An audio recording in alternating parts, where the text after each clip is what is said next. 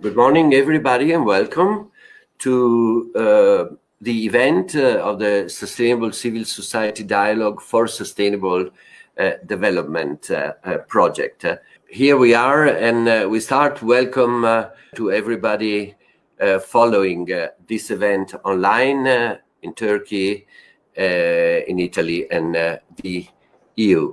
My name is Sergio Andres. I'm the director of Kyoto Club, the Italian partner of the Sustainable Civil Society Dialogue for Sustainable Development project. And let me first start with thanks and acknowledgements. First of all, our warmest thanks and gratitude to the Italian Alliance for Sustainable Development for hosting our event today within their 2020 Sustainable Development Festival. This is Italy's largest and one of the EU largest civil society mobilization to support sustainable development and the UN 2030 Sustainable Development Agenda. You may see, if you want, on their English section website, the very impressive numbers and activities both of last year and what is being planned for this year. So thanks a lot to the Alliance, and congratulations for their work. Also, our thanks to the EU-Turkey Civil Society Dialogue Program, within which and with whose support the SCSD-SD project has been developing. We started last year, and the final events of the project are scheduled until the end of November this year. Then a special thanks to our Turkish partner organization, the Environmental Energy Association. They will speak, some of them, their representatives will speak later on, both this morning and in the afternoon. We are grateful for the excellent cooperation that they supported us with. And then finally, thanks to all guest speakers and participants who are connected with today's event. It is being broadcasted live on Kyoto Club's Facebook account and also web streamed. Just quick information: anybody who wants to ask questions or comment on what is being said may use Kyoto Club's Facebook page for that. Now, sustainable development. According to the United Nations, and you find the link there, what you see is the definition of sustainable development. Basically, a kind of development meeting the needs of the present without compromising the ability of future generations to meet their own needs. And we know how much the future is threatened by not only climate change effects, potentially devastating ones, but also for the damages to biodiversity, as well as to social sustainability. Too many people are still in the world living under poverty conditions, while on the other hand, resources and richness is concentrated in fewer and fewer hands. So that's why we need the promotion of sustainable, inclusive, and equitable economic growth. And the agenda of the United Nations, approved by all countries worldwide, 17 goals for sustainable development, is our lighthouse somehow that we are advocating with our decision makers to be followed and be implemented, because too many times there is support in words, but then facts are missing, and so it's not enough to support in words the United Nations 2030 Sustainable Development Agenda, but policies and actions are needed. Now, you all know probably the 17 goals because they've been circulated and advertised worldwide. But I think during this event it's good to remind which they are. So number 1, no poverty. Number 2, zero hunger. Number 3, good health and well-being. Number 4, quality education. Number 5, gender equality. Number 6, clean water and sanitation. Number 7, affordable and clean energy. Number 8, decent work and economic growth. Number 9, industry, innovation and infrastructure. Number 10, reduced inequalities. Number 11, sustainable cities and communities. Number 12, responsible consumption and production. Number 13, climate action. Number 14, life below water. Number 15, life on land. 16, peace and justice with strong institutions, guaranteeing both of them.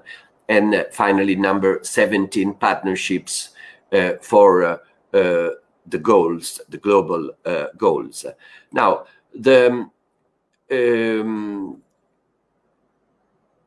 we are at the beginning of the so-called decade of action, which has been called in September 2019 at the Sustainable Development Goals Summit at the United Nations.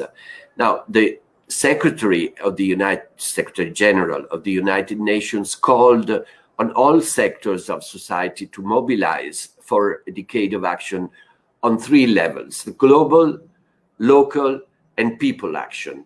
So it's sometimes first 2 of them are called local actions, so bringing together the local and global dimensions, but then it's people and civil society making the difference, as the UN Secretary General recognized.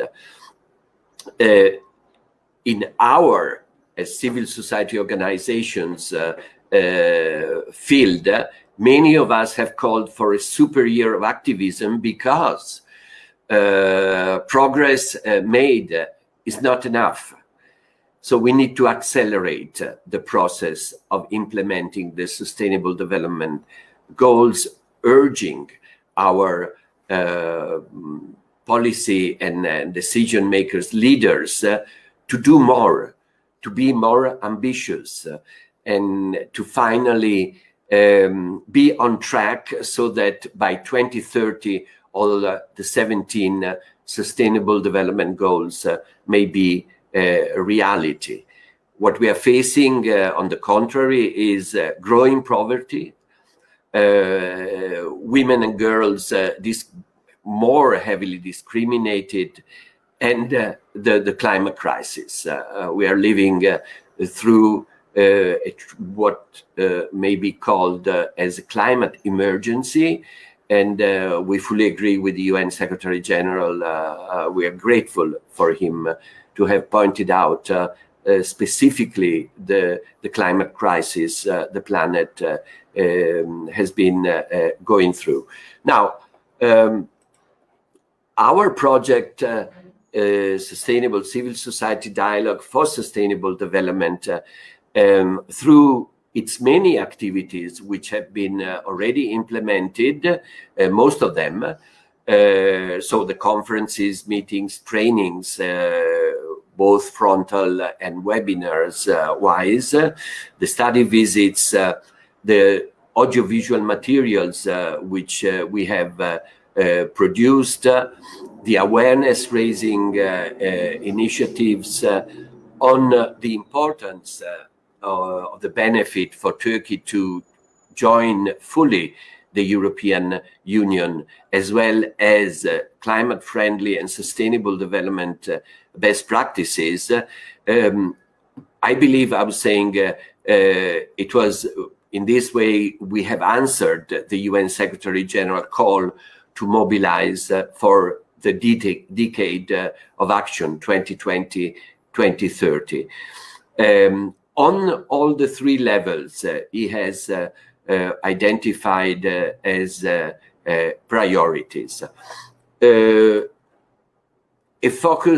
short focus on goal 13, since Kyoto Club core initiative is related to climate. You know that the major international agreement on climate cooperation with the goal to keep rising global temperatures by the end of the century below the +2 degrees, ideally limiting global warming to 1.5 increase, has been the Paris Agreement. Approved and signed in the French capital in December 2015. And we have been advocating for the quick and ambitious implementation of the engagements of the Paris Agreement. Today, we see that Turkey, in spite signing the agreement right away on April 22nd, 2016, is still one of the 8 remaining countries worldwide which still did not ratify the Paris Agreement. So we appeal to the Turkish authorities that they may do so. It's only 8 countries in the world which did not do that, and that's somehow the precondition for action. So we hope also Turkey will join with the ratification of the Paris Agreement very soon. Now, on the European Union side, in spite of the ratification by the EU and all its member states, and of the significant progress made at the policy level, we are still behind schedule in achieving the goals set by the Paris Agreement. I was saying before, words are not enough. Action and facts are necessary. And as European Union member states, we're still behind with actions. In spite, and of course, this is most welcome, and we have expressed it publicly, and we have been cooperating with EU institutions for this, the very hopeful increase in ambition announced at the EU level. Now, the EU climate policy developments are a sign of hope. Notably, the European Green Deal presented by the new Commission, which has come into office last year. While the European Union has already met its 2020 reduction targets, those set by the Kyoto Protocol, which is still in power until the end of this year. Not similarly brilliant results have been reached for the 2030 and above all for the 2050 deadline, by when Europe officially aims to become the world's first climate neutral continent. So that's why we are asking for more, and offering our cooperation as civil society networks for that. The European Green Deal has at its heart climate action, and the increases in greenhouse gas emissions reductions approved very recently, just a month ago, by the European Commission and the European Parliament, are a very hopeful sign. The President of the Commission announced that the new target has been increased to at least 55% reduction by 2030. And the European Climate Pact explicitly wants to engage civil society and citizens in reaching this ambitious goal, which is the one the Scientific Society, the International Panel on Climate Change, Intergovernmental Panel on Climate Change, IPCC, wrote that the 55% by 2030 is the goal that the EU should implement if it wants to contribute to the say credible implementation of the Paris Agreement. So we are all for it, and we are actively supporting the efforts by the European institutions and by member states at the European level. The Commission, by June of next year, will review and, if necessary, propose the revision of all relevant policy instruments approved by member states. And of course, we all look forward to COP26, which was supposed to take place this year in November, but had to be postponed due to the COVID-19 pandemic. The plan is still to have it in Glasgow, in the UK, and that will be a major appointment to measure progresses and drawbacks and improve the performances in climate action worldwide. Now, for the future, I believe we have very encouraging signs, mostly coming from the economic and financial sectors, not only in Italy, not only in the EU, but worldwide.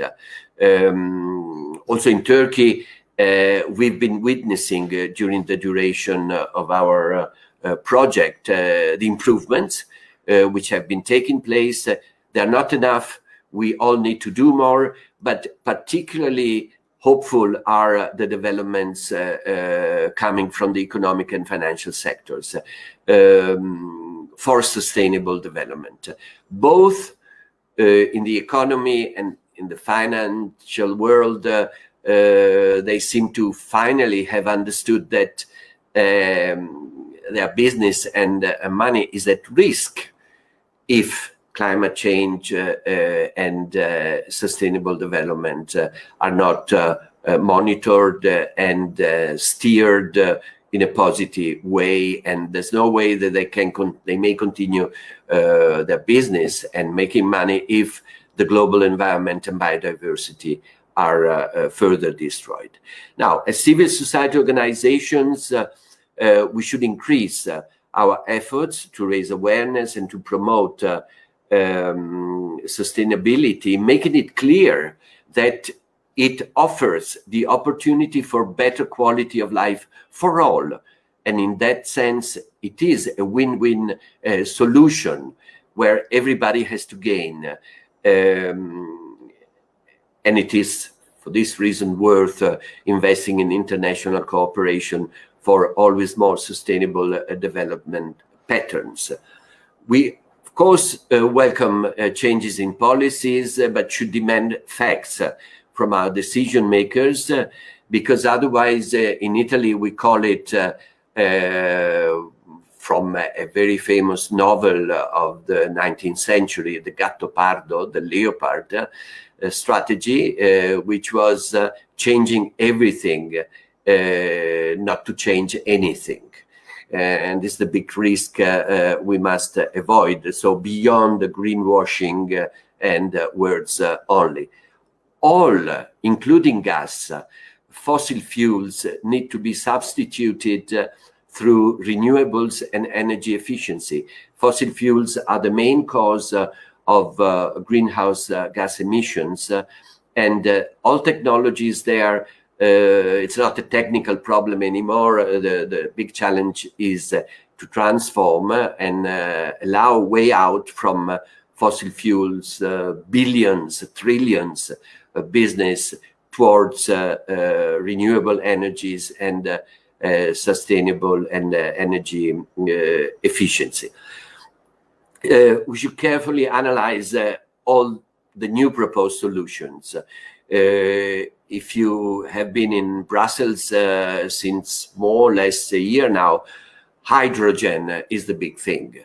Everybody talks about hydrogen, and hydrogen is being seen as a panacea, so the solution of all troubles we are facing.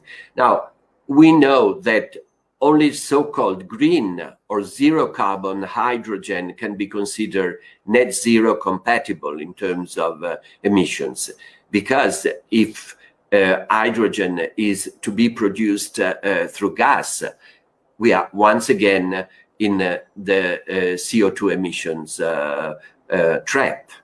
So only a certain kind of hydrogen should be considered positive. And in that case, it faces limitations in terms of cost and scale, so it cannot be considered a solution to all evils, so to speak. So very much a careful approach, particularly in a moment when renewable energy sources and energy efficiency are there with all their great potentials. Now, thank you very much for your attention.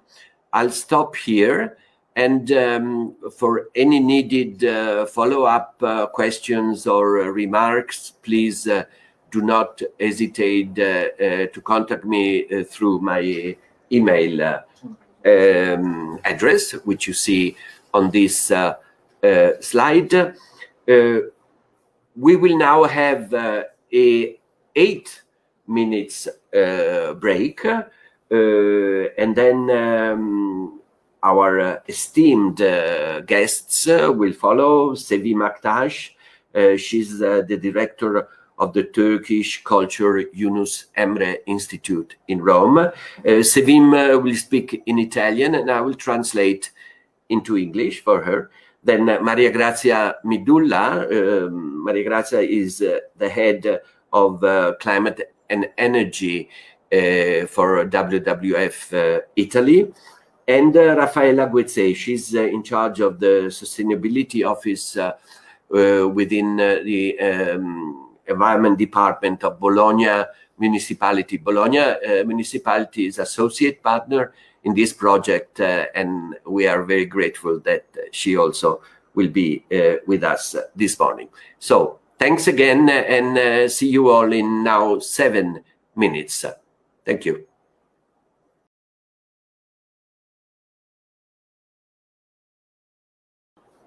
Buongiorno a tutti, saluto prima di tutto al Kyoto Club e poi l'Associazione di Energie Sostenibili di Smirne e vi ringrazio molto per l'invito di partecipazione a questo programma del finale del progetto tra l'Italia e Turchia sulla sostenibilità.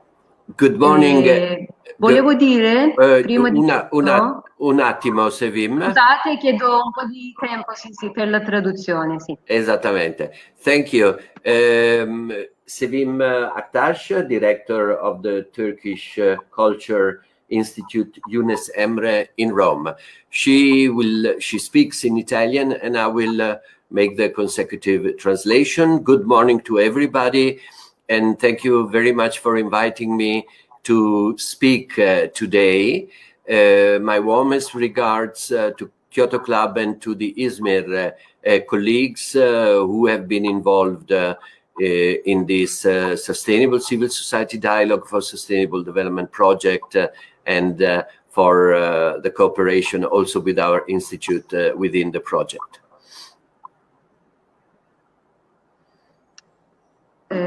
Grazie. Vorrei prima dire un po' due parole sulla sostenibilità, che adesso in questa epoca, soprattutto in questi tempi in cui che il mondo si evolve molto velocemente e non sappiamo a quale direzione ci porterà, la sostenibilità in tutti gli ambienti, sia a livello industriale, tecnologico, dell'ambiente, ma io posso parlare anche del nostro settore, del nostro ambiente di cultura. La sostenibilità acquisisce l'importanza ogni giorno di più. Yes, to start, let me first share a thought on sustainability. The world is changing, and we witness it every day quicker and quicker. And the importance of sustainability goes and grows with it for all sectors of society, not only the industrial and technological ones, but also based on my experience, also the cultural sector. Also for culture, sustainability is of great importance. Ecco, parlavo della sostenibilità della cultura. Potete immaginare che il settore culturale è uno dei settori che richiede più tempo e più sforzo. Culture and the cultural sector requires time, is in fact one of the sectors requiring more time and more efforts to be implemented. In breve, è un investimento a lungo termine, prima di tutto, ed richiede sempre una grande progettazione e uno sforzo, una fatica, possiamo dire, per portare avanti un'eredità che penso che è molto importante per tutta l'umanità e le nostre civiltà. Culture requires time. Cultural events require long preparations, study, and it needs time because it's a long-term investment. An investment for what? To keep heritage alive, to give a future based on our civilizations of the past and of the present. E soprattutto i prodotti culturali, i risultati dei lavori, degli impegni culturali non sono, non voglio dire la parola purtroppo, però non sono materiali, cioè non sono molto visibili perché non c'è una produzione industriale, non c'è un bene da vendere, però è un'entità, posso dire che è un'entità da conquistare ed ci vuole un impegno per far acquisire, soprattutto a livello mentale, a livello culturale e di coscienza. The characteristic of cultural production is that it is immaterial. when we produce culture, we do not produce goods. It's not like an industrial product. So we need to acquire people's and citizens' minds through culture and cultural productions.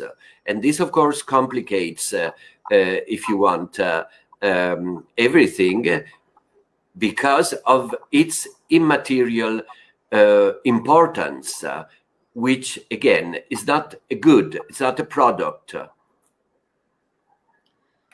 Per questo io credo moltissimo nel dialogo interculturale, perché se le persone si conoscono bene è più facile produrre, creare nuove cose, nuovi progetti, ed è creare anche un'atmosfera, un clima di pace e di condivisione. For this reason, intercultural dialogue is essential, is very important. If there is a climate and an atmosphere of peace and of cooperation, cultural production grows further and helps and contributes to peaceful relations among societies. Io vorrei adesso parlare un po' per presentare ed parlare un po' dei nostri lavori, dei nostri progetti, del nostro istituto in generale. Cercherò di essere molto riassuntivo e ho preparato una presentazione che raccoglie un po' i punti importanti. Adesso vediamo insieme, partendo dalla presentazione del nostro istituto Yunus Emre. Yes, I would like to briefly summarize what our institute does with reference to what I said earlier. So culture as immaterial tool for peace. I have prepared a presentation.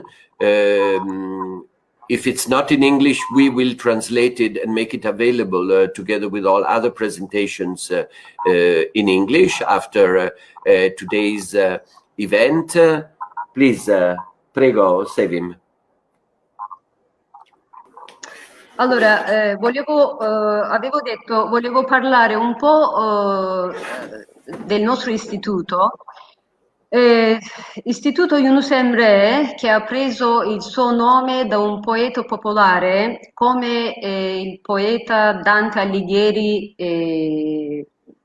per l'Italia. Yunus Emre è un poeta molto importante per noi perché ha utilizzato la lingua turca originale, la lingua del popolo. Perciò abbiamo preso il nome per rappresentare proprio la cultura turca in un modo più diffuso. Prego. Yes, our institute takes its name from Yunus Emre, a famous Turkish poet who has used the Turkish language in his works. And our institute has taken, which has been created in 2009, his name to promote the language, the cultural and the art of Turkey, and to give services to those who want to study in these fields.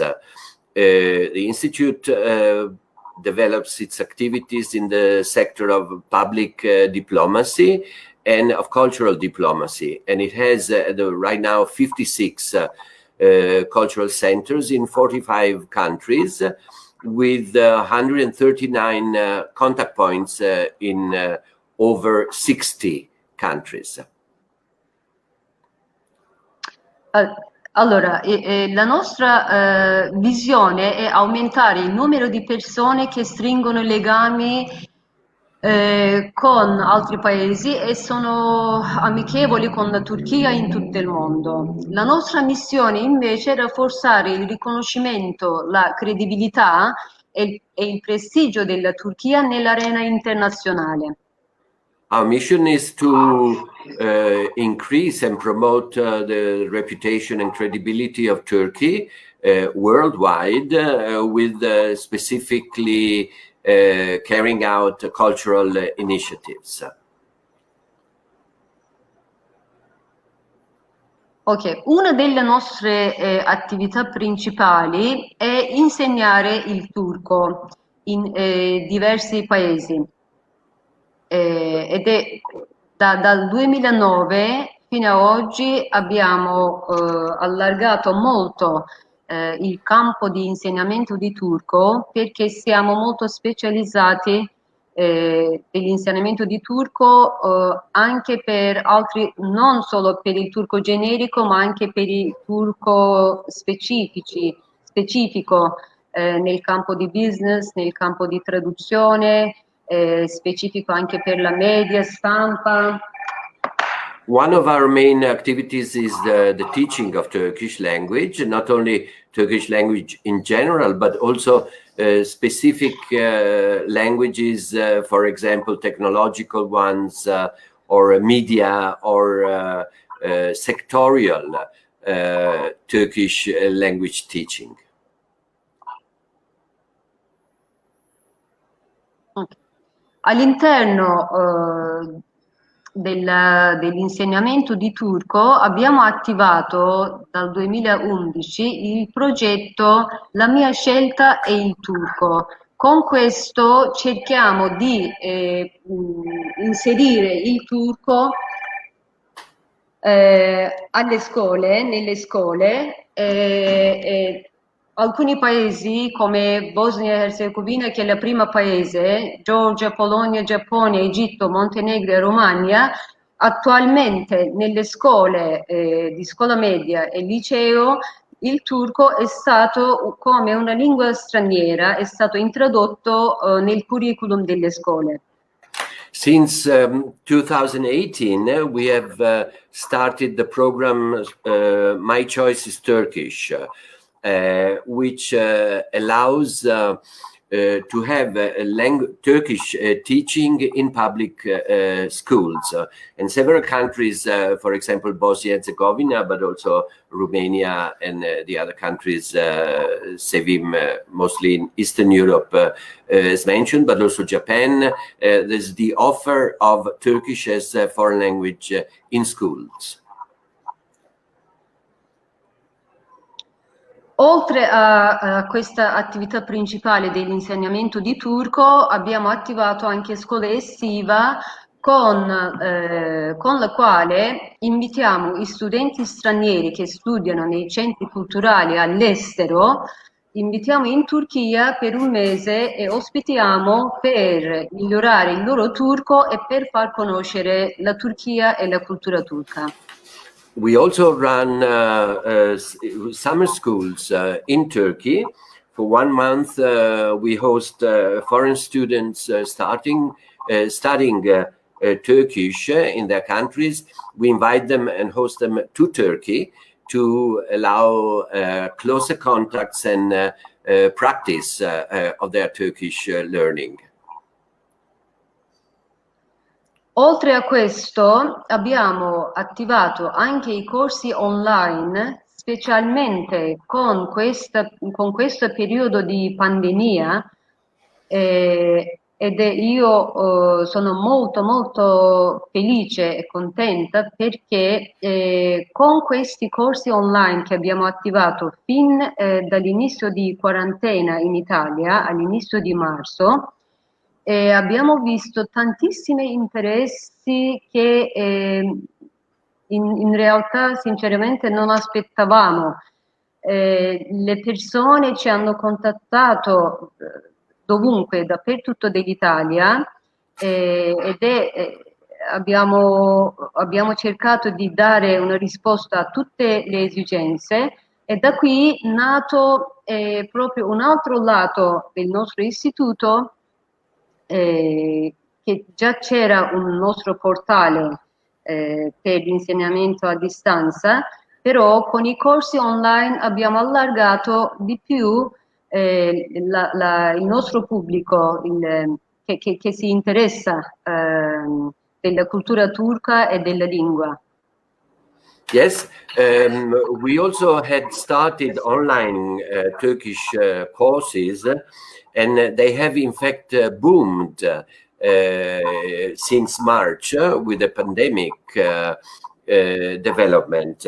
And in Italy, we have been overwhelmed, and I'm very proud and grateful to say that it went, the interest and the number of people contacting us has gone beyond our expectations. So this is a very successful part of our work, and we have enlarged the portal and platform through which we teach Turkish in Italy, and we are of course very happy for this great success of our online courses. Ok, come dicevo, prima ancora di specializzarsi nei corsi online, avevamo già un portale per gli studenti per l'insegnamento del turco a distanza. Questo soprattutto serviva molto per chi volesse imparare il turco da solo, per gli autodidatti. The portal was very useful for all those people who wanted to learn Turkish individually, independently on their own, and it functioned very well also in that respect for people self-learners, so to speak. Oltre a questo, ovviamente, abbiamo diverse attività culturali, però comunque come struttura dell'istituto abbiamo diversi mezzi di pubblicare i nostri eventi, e anche per diffondere la lingua. Abbiamo anche una radio che fa trasmissioni dalla nostra sede centrale da Ankara, per far conoscere la cultura turca e per aiutare anche a chi impara il turco, perché ci sono diverse attività per ogni livello. Additionally, we support the broadcasting from Ankara of our own radio. So there is a radio based in our capital city, broadcasting news and programs specifically dedicated to all those who wants to learn or improve, because in fact there are different levels of learning and dedicated to them in different levels of knowledge of our language in Turkish. So we have the radio broadcasting our activities and advertising the cultural events organized in the different countries. Ok, sempre legato all'insegnamento di turco, noi abbiamo anche un esame di idoneità che organizziamo per dare un certificato a livello internazionale per chi conosce il turco a livello B2 e più avanti. Our institute also issues language certificates from B2 knowledge higher. So we certify the knowledge of the people studying our language through our institute network. Ok, oltre a questo abbiamo anche un programma per formazione degli insegnanti per insegnare il turco agli stranieri. And additionally to that, we have a training for teachers specifically dedicated to teachers teaching Turkish to foreign students. So we train teachers for this specific task.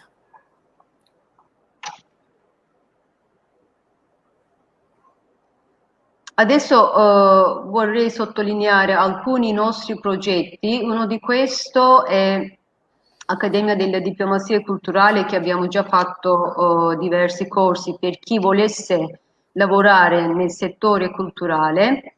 Il secondo invece un progetto scientifico, in realtà un portale della collaborazione scientifica e accademica della Turchia, si chiama Tabip, e un altro progetto sempre per aumentare la conoscenza della lingua turca, scuole estive tematiche che da 4 anni che sono attivi. Ultimo invece il progetto Covidoscope, che tra poco vi dirò qualcosa anche su questo perché è importante. Let me also mention 4 additional projects that our institute runs. The first one is a Cultural Diplomacy Academy for all those people who want to engage in cultural diplomacy.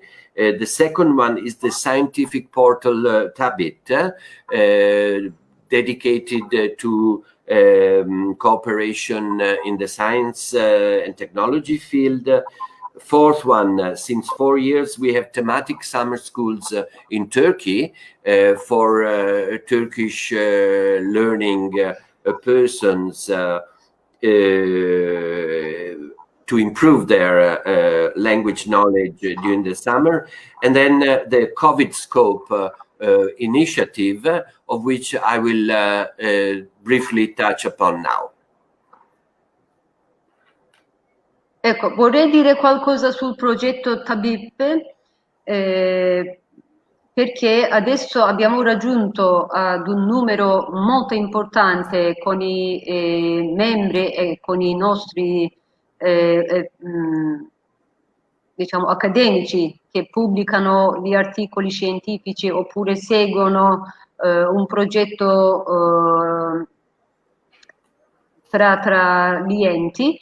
È un progetto sostenuto dalla nostra presidenza sotto patrocinio del nostro presidenza.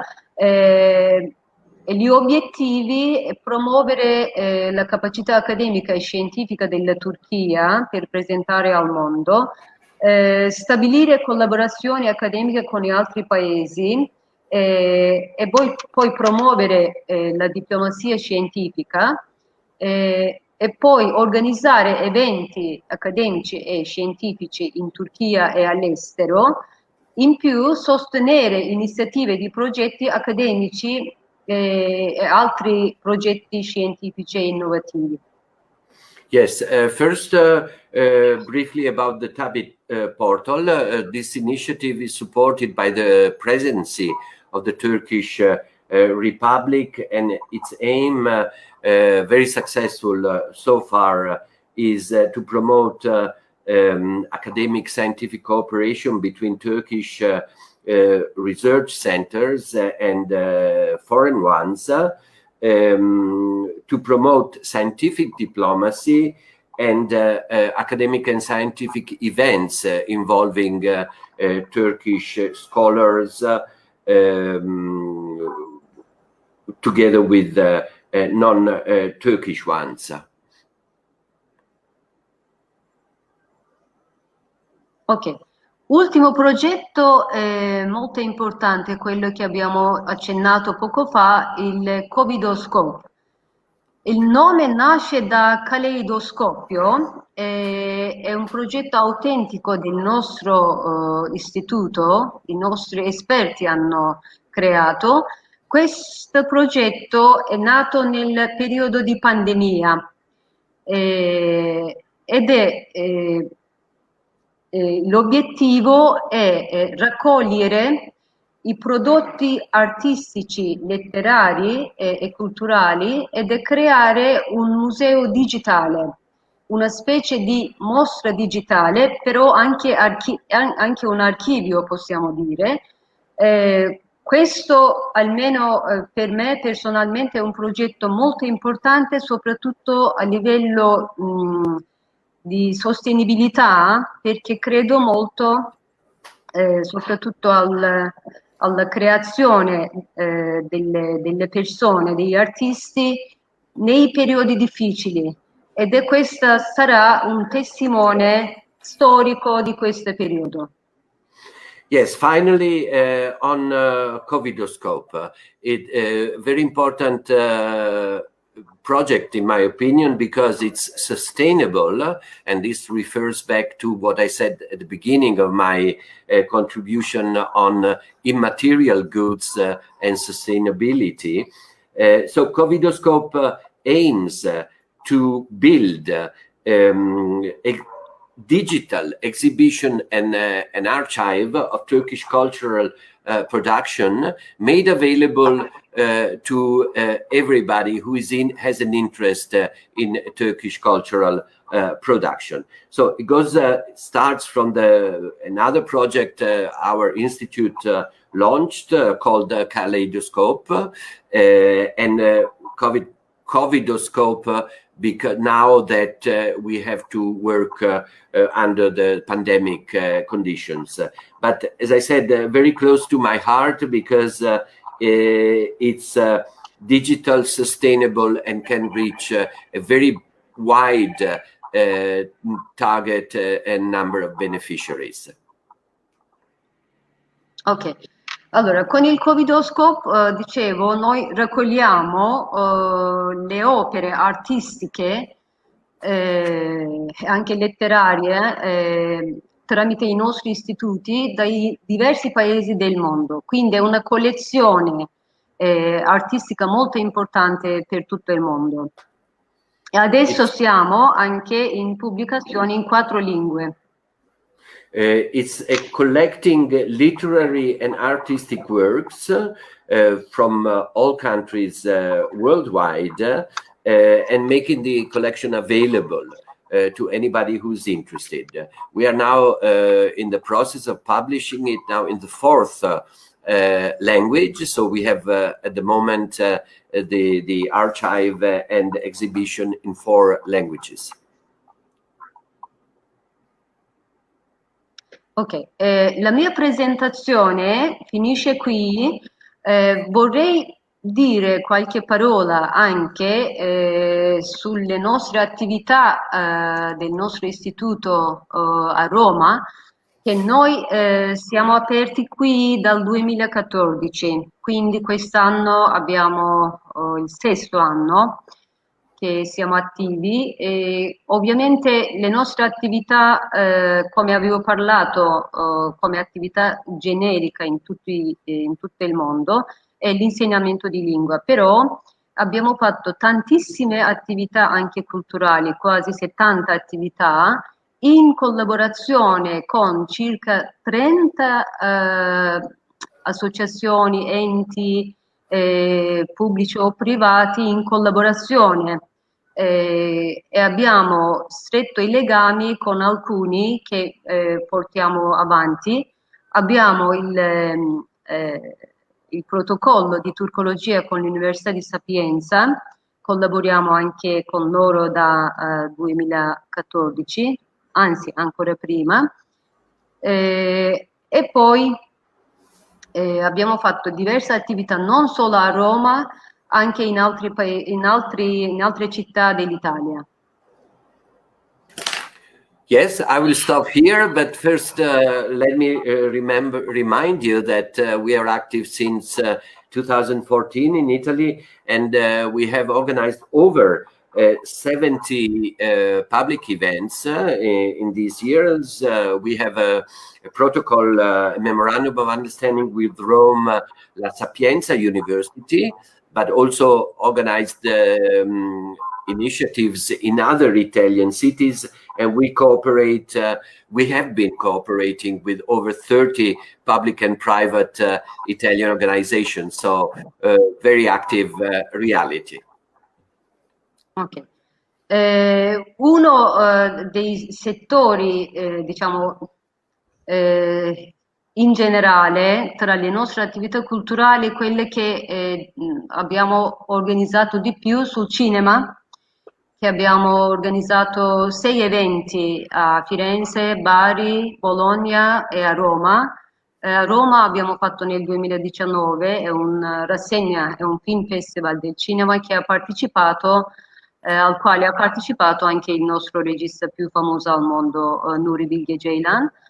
Poi alcuni eventi sulla cucina, sull'arte tradizionale turche, e voglio dire che siamo aperti anche a tutti gli altri progetti dagli enti locali oppure aziende italiane, e sono molto contenta collaborare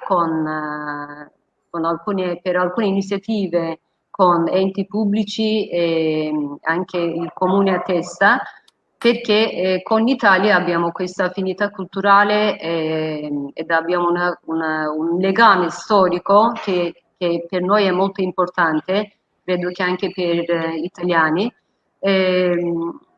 Colgo l'occasione e finisco il mio intervento a ringraziare a tutte e due iniziative, a Kyoto Club e anche l'associazione dell'ambiente, della sostenibilità di energia di Izmir. Ho conosciuto anche personalmente, però saluto da qui anche a distanza. Yes, cinema has been very important. We had 6 events in Florence, Bari, Bologna, and Rome, events on cooking, traditional Turkish arts, but we are open also to new projects with business companies and local authorities.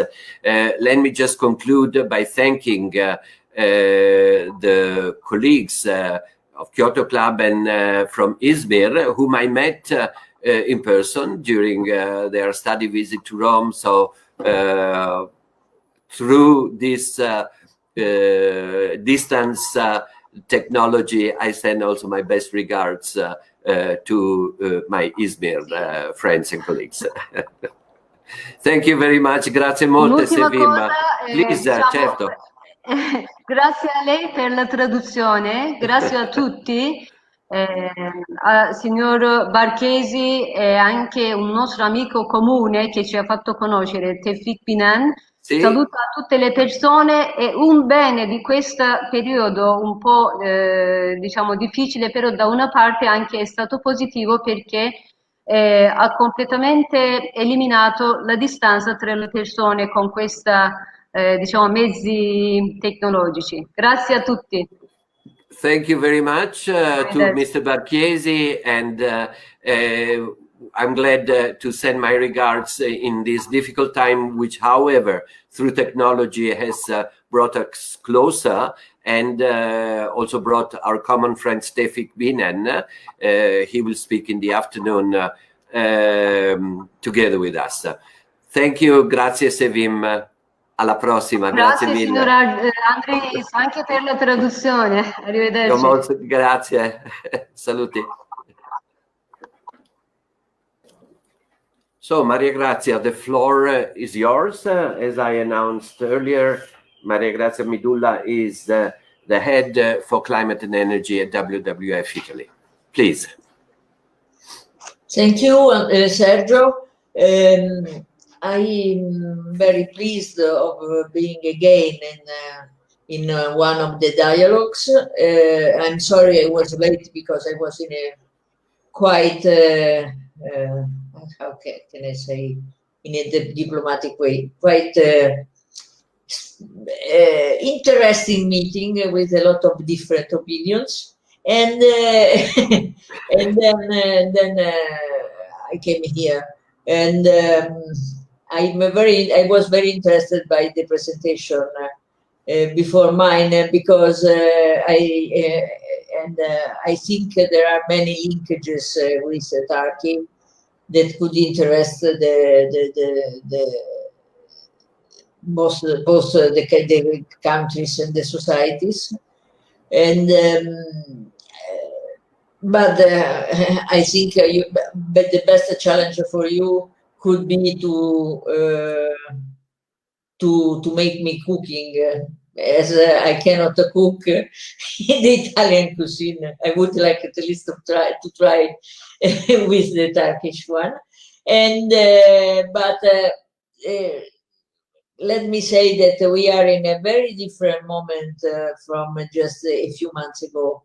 I think we live in a moment in which countries should try to see more what they can do together than what they can do one against the other. And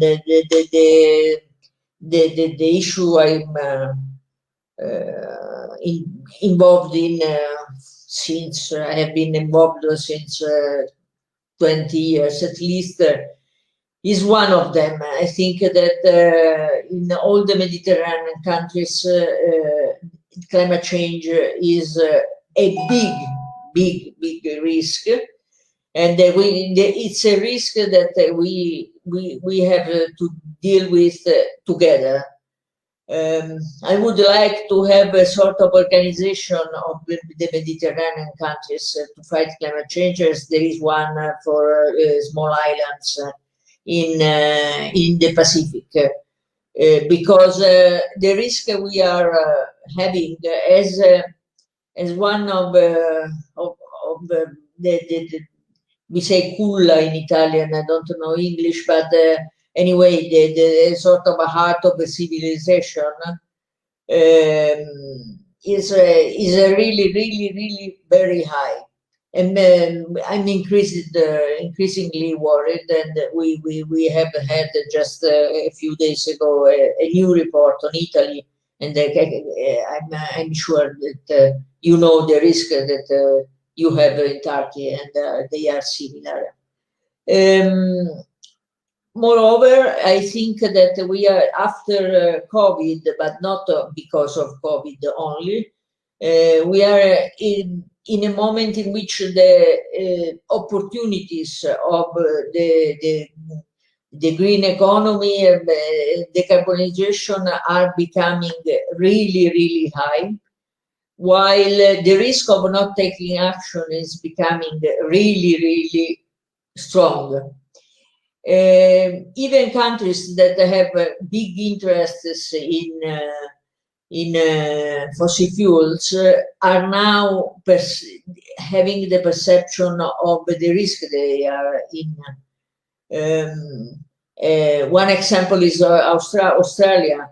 They know that their economy is in big risk now, and although they have known it for ages, and if you don't act very soon, the risk of slowing down the transition is to be out of the market completely in a few years. And I think that the south of the Mediterranean, the south from a European perspective, sorry, but you understand which countries I'm talking about, is very high in this moment. There are sectors, I always talk about this sector, the automotive sector, that are already in the middle of the, well, even farther than in the middle of the transition, and also for Italy, the risk of being one of the countries in which we get the things that are not sold in other countries, like for instance diesel cars or diesel bus, is really high. If I was a politician, but even if I was a company person, I would be very worried. So I think that there are many things we should talk about together with the Turkish friends, and we should try to make some steps in another direction together. It's important, of course, also in terms of tensions again among countries, but it's important even for the life in this part of the world. My my call is for going further and going a little bit deeper. The dialogue I was in before coming here was about the transition, and of course it's not easy. We know. Having a dialogue doesn't mean agreeing on everything, because you don't need the dialogue if you already agree on everything, and also the world wouldn't be very alive if we agree if we would agree on everything. But I think what is important is to decide to have a dialogue and to get out of the boxes we already in which we think. I think that's the most important. We on the transition in Italy, I would say that one of the big problem is that everything is set for a word that is now transforming, and we have already seen it with COVID crisis. COVID crisis is another example of that, and COVID crisis is also an example of what how the environmental issues are linked to all the crises that we are experiencing. You know that we, as WWF, we made a report on these linkages, in particular with the destruction, the disruption of ecosystems. But just to think to climate change, just to think to the fact that we are already seeing all the roads of the migratory birds changing, and you know that this have an impact on viruses and bacteria. So that's something that we need as human beings to deal with. And the fact that we are still waiting for a big catastrophe to understand that is very worrying. Sorry, maybe I spoke too much. No, I think I had 10 minutes, and it's 10 minutes. Yes, it's perfect, Maria Grazia. Thank you very much. Also, you would have interrupted me, I'm sure. Yes, you're correct. In a polite way. Thanks a lot, Maria Grazia. And we'll be in touch anyway. I would give now the floor to Raffaella from the Bologna municipality. Thank you for joining this morning session, Raffaella.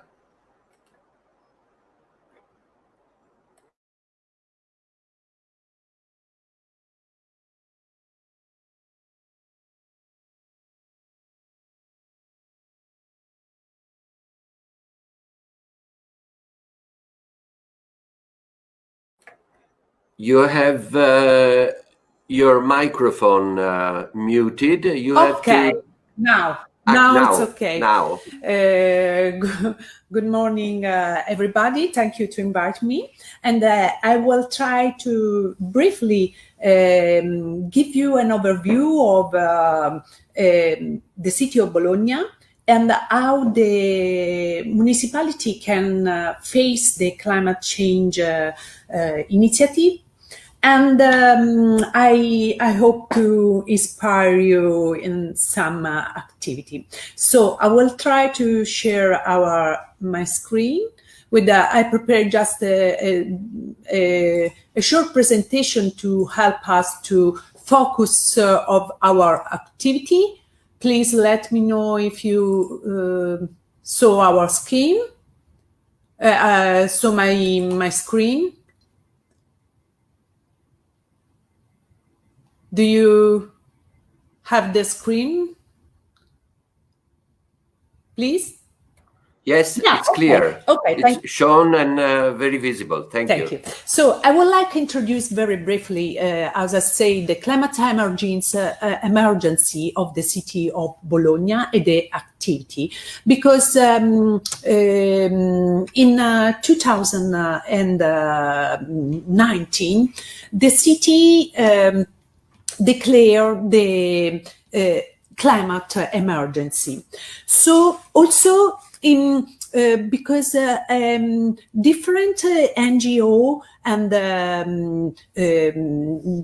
young organization like Friday for Future and Extinction Rebellion ask the municipality to go more deep and very committed, more committed in the climate change activity.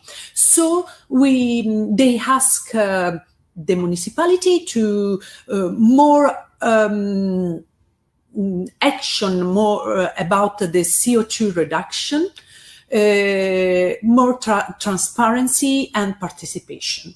So I will try to show you how this field, this topic, we manage in our document. For example, we have for CO2 reduction, we have the new master plan of the city, and the SECAP. For the transparency, we have a new environmental budget, and we manage also open data. And for participation, we'll try to organize a public assembly. The first is the master plan. We work a lot on our, also with the Kyoto Club, on our adaptation plan. And now we are able to put the topic of microclimate and urban heat waves into our urbanistic plan, that is the master plan. So in all the document, the strategy, the building rules, and the profile and knowledge of this document, we have some chapters related to the microclimate. And very important is the map that you see on the screen, because we map all the city and we define the fragility of our territory related to heat waves.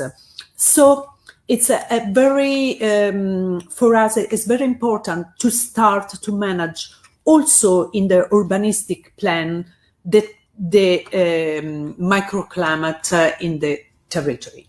Another instrument very important to CO2 reduction is the SECAP. Because, as you know, the Covenant of Mayor, we signed the Covenant of Mayor, we signed the Covenant of Mayor, Climate and Energy, and each plans fix a target of reduction of CO2 emission. For example, -40% by 2030, and the European Green Deal fixed also at 2050 the climate neutrality. With our SECAP, we'll try to anticipate our climate neutrality by 2040. So now we are working on these two very important documents that are under the adoption and not yet approved. And the second topic is about the transparency of data.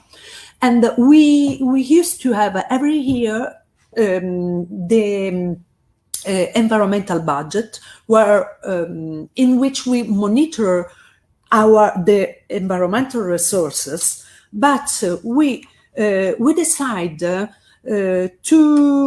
readapt our environmental budget in a new environmental budget, when we can plan, report, and monitoring not only environmental resources, but municipality environmental sustainability policy through a set of indicators that monitoring the efficiency, effectiveness, and also the compliance with legislation.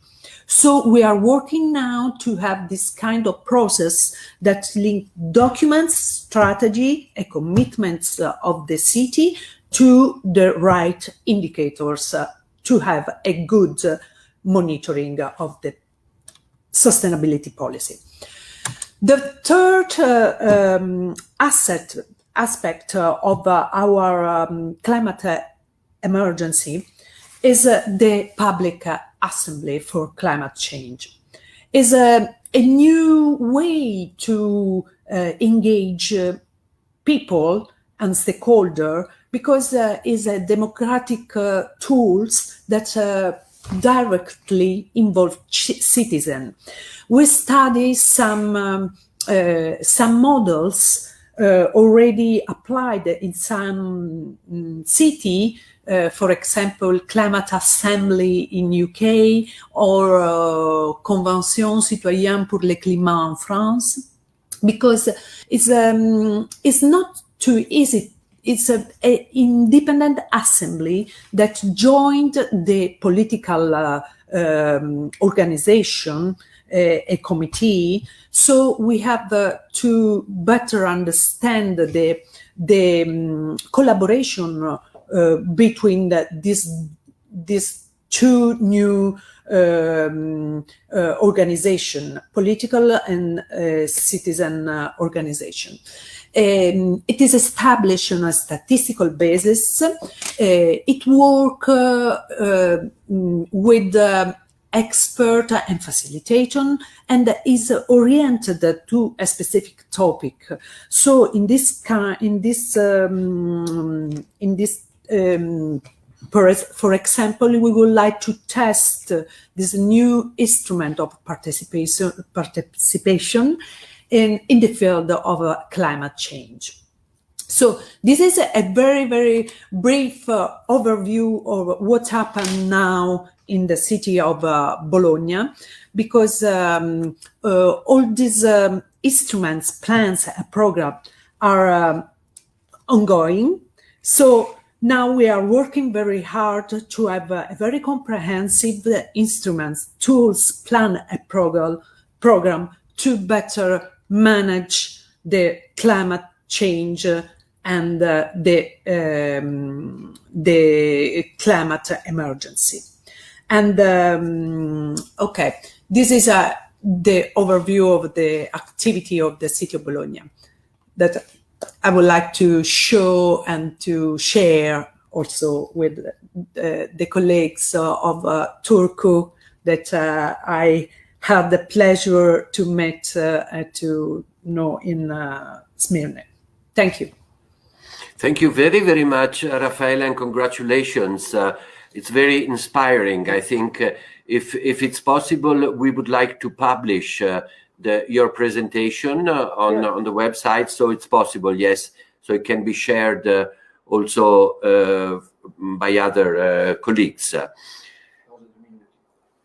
So we have a 3 minutes break now, and we will start again at 12 o'clock sharp with the colleagues from Turkey and Silvia Zamboni, Vice President of the Emilia-Romagna Regional Parliament. Thank you.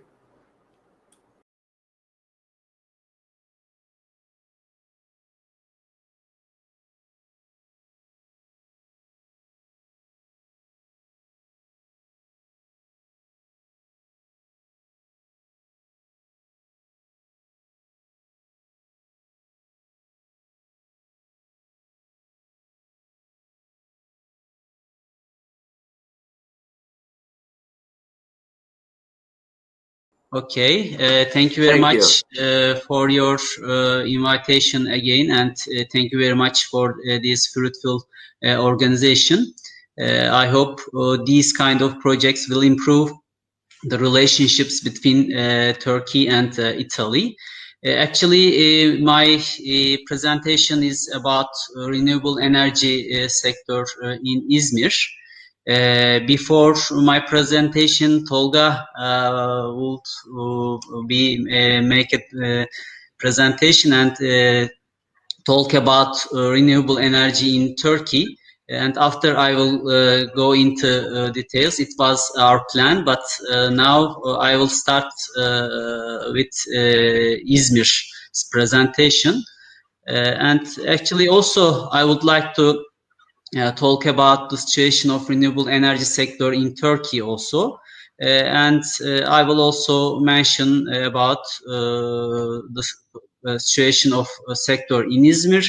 And at the end, I will talk about our activities in renewable energy in as an Izmir development agency.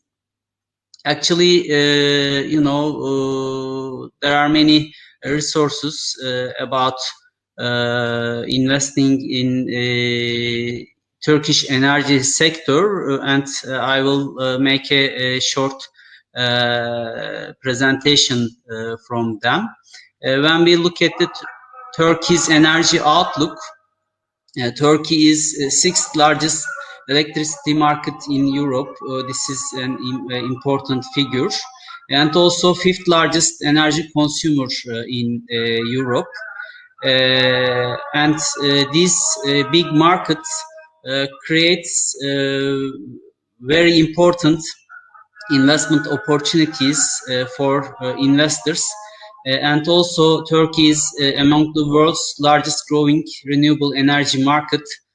So this again increase the opportunities for the investments in investors in Turkey. This figure shows the electricity demand increase in Turkey. Every year, approximately 5.1% growth can be seen in these demand increase. And it is expected that growth rates will continue until 2030, and the demand and supply will double until that time. When we look at the current installed capacity, 93,000 megawatts capacity we have in 2020 at the end of the August. And when we look at the distribution of installed capacity in you know energy types, as you can see from the figure, approximately 50% of the capacity comes from renewable energy resources like solar, biomass, wind, and hydro. And as I mentioned, this potential is a good opportunity for investors, and starting from 2002, many investors invested in Turkey not to miss these opportunities. And two big important investments were in renewable energy sector. One of them was Siemens Gamesa. There was a renewable energy zone tender, 1 gigawatt wind renewable energy zone tender, and Siemens Gamesa is investing in Turkey and also in Izmir with their Turkish partners. And they will establish a factory in Izmir, and they will produce 150 turbines in a year. They will also make R&D activities for 10 years, and at the end they will make $1 billion USD investments, which will at the end create 1 gigawatt capacity in wind energy power plants. Another investment is in solar power. Again, it was a renewable energy zone tender, and in this tender, Turkish Kalyon Energy Group started to produce solar power cells in Turkey firstly, and actually at the end they will establish 1 gigawatt solar power plant in the middle of the Turkey in Konya city. Yes, after this summary, I can suggest a source for further, information. The site of the website of Investment Office of Turkey could provide you more information about investing in Turkish renewable energy sector.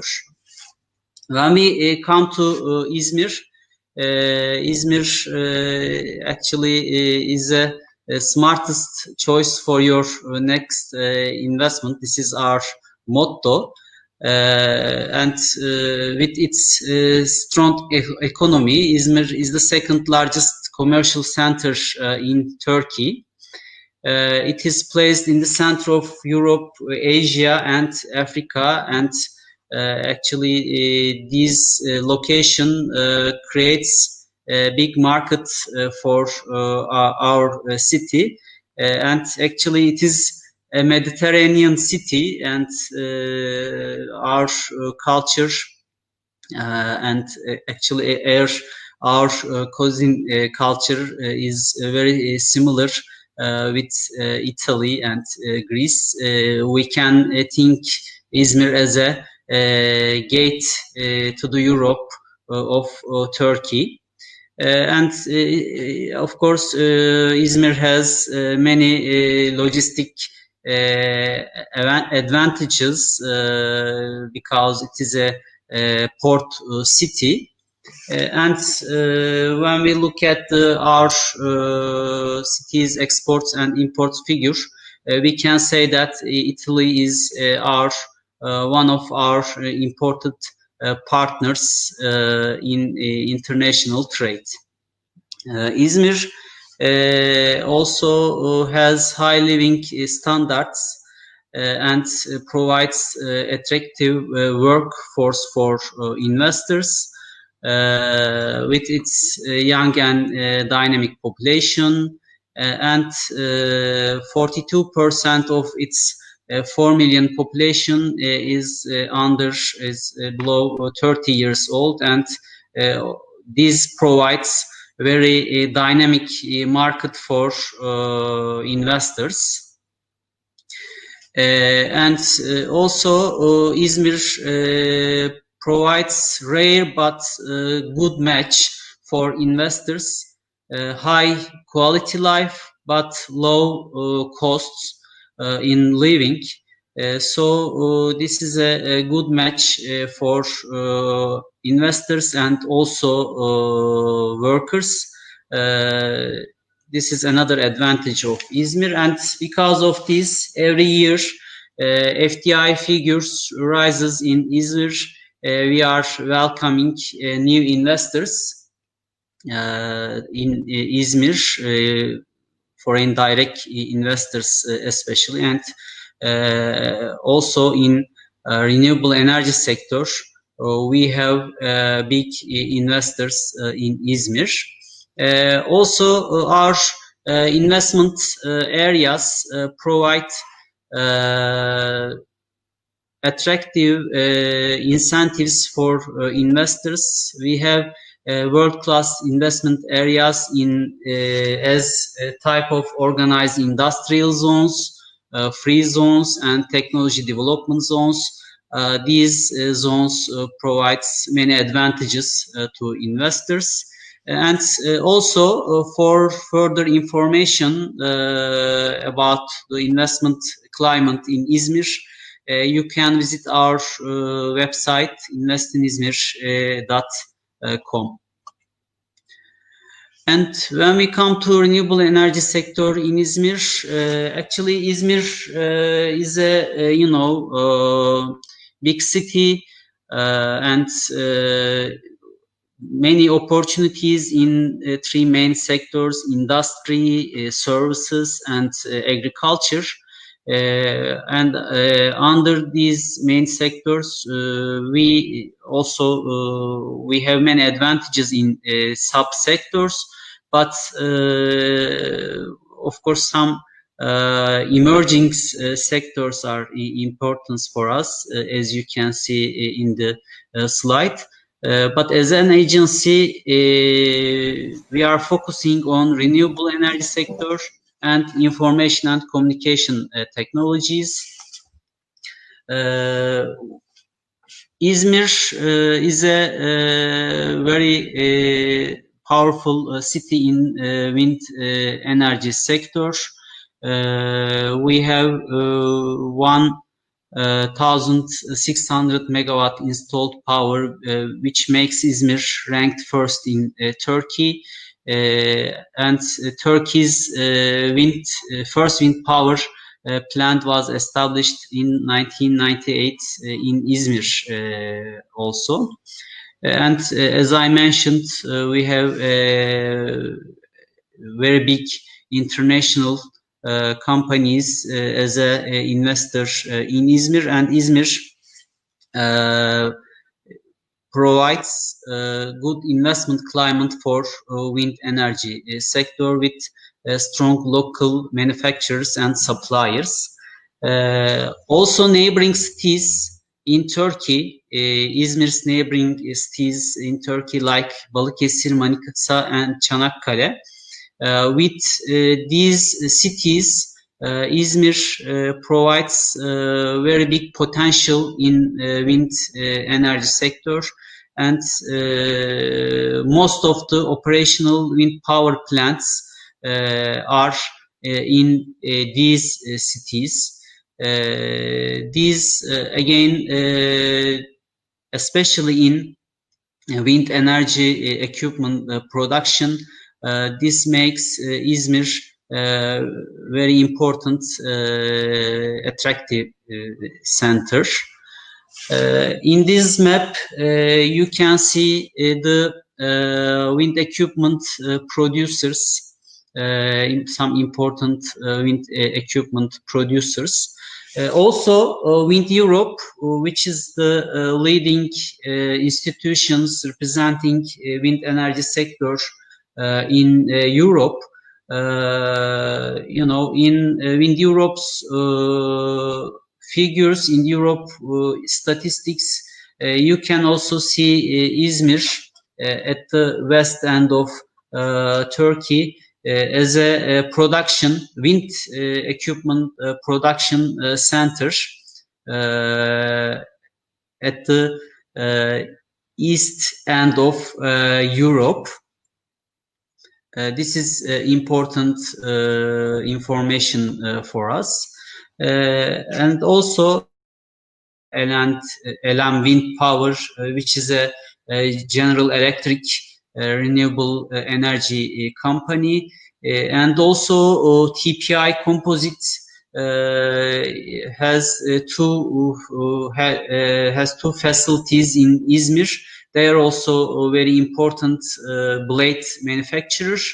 And at the end, in Izmir, we have three biggest blade manufacturers,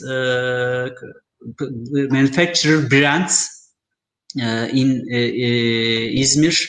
This is another important information about wind energy sector in Izmir.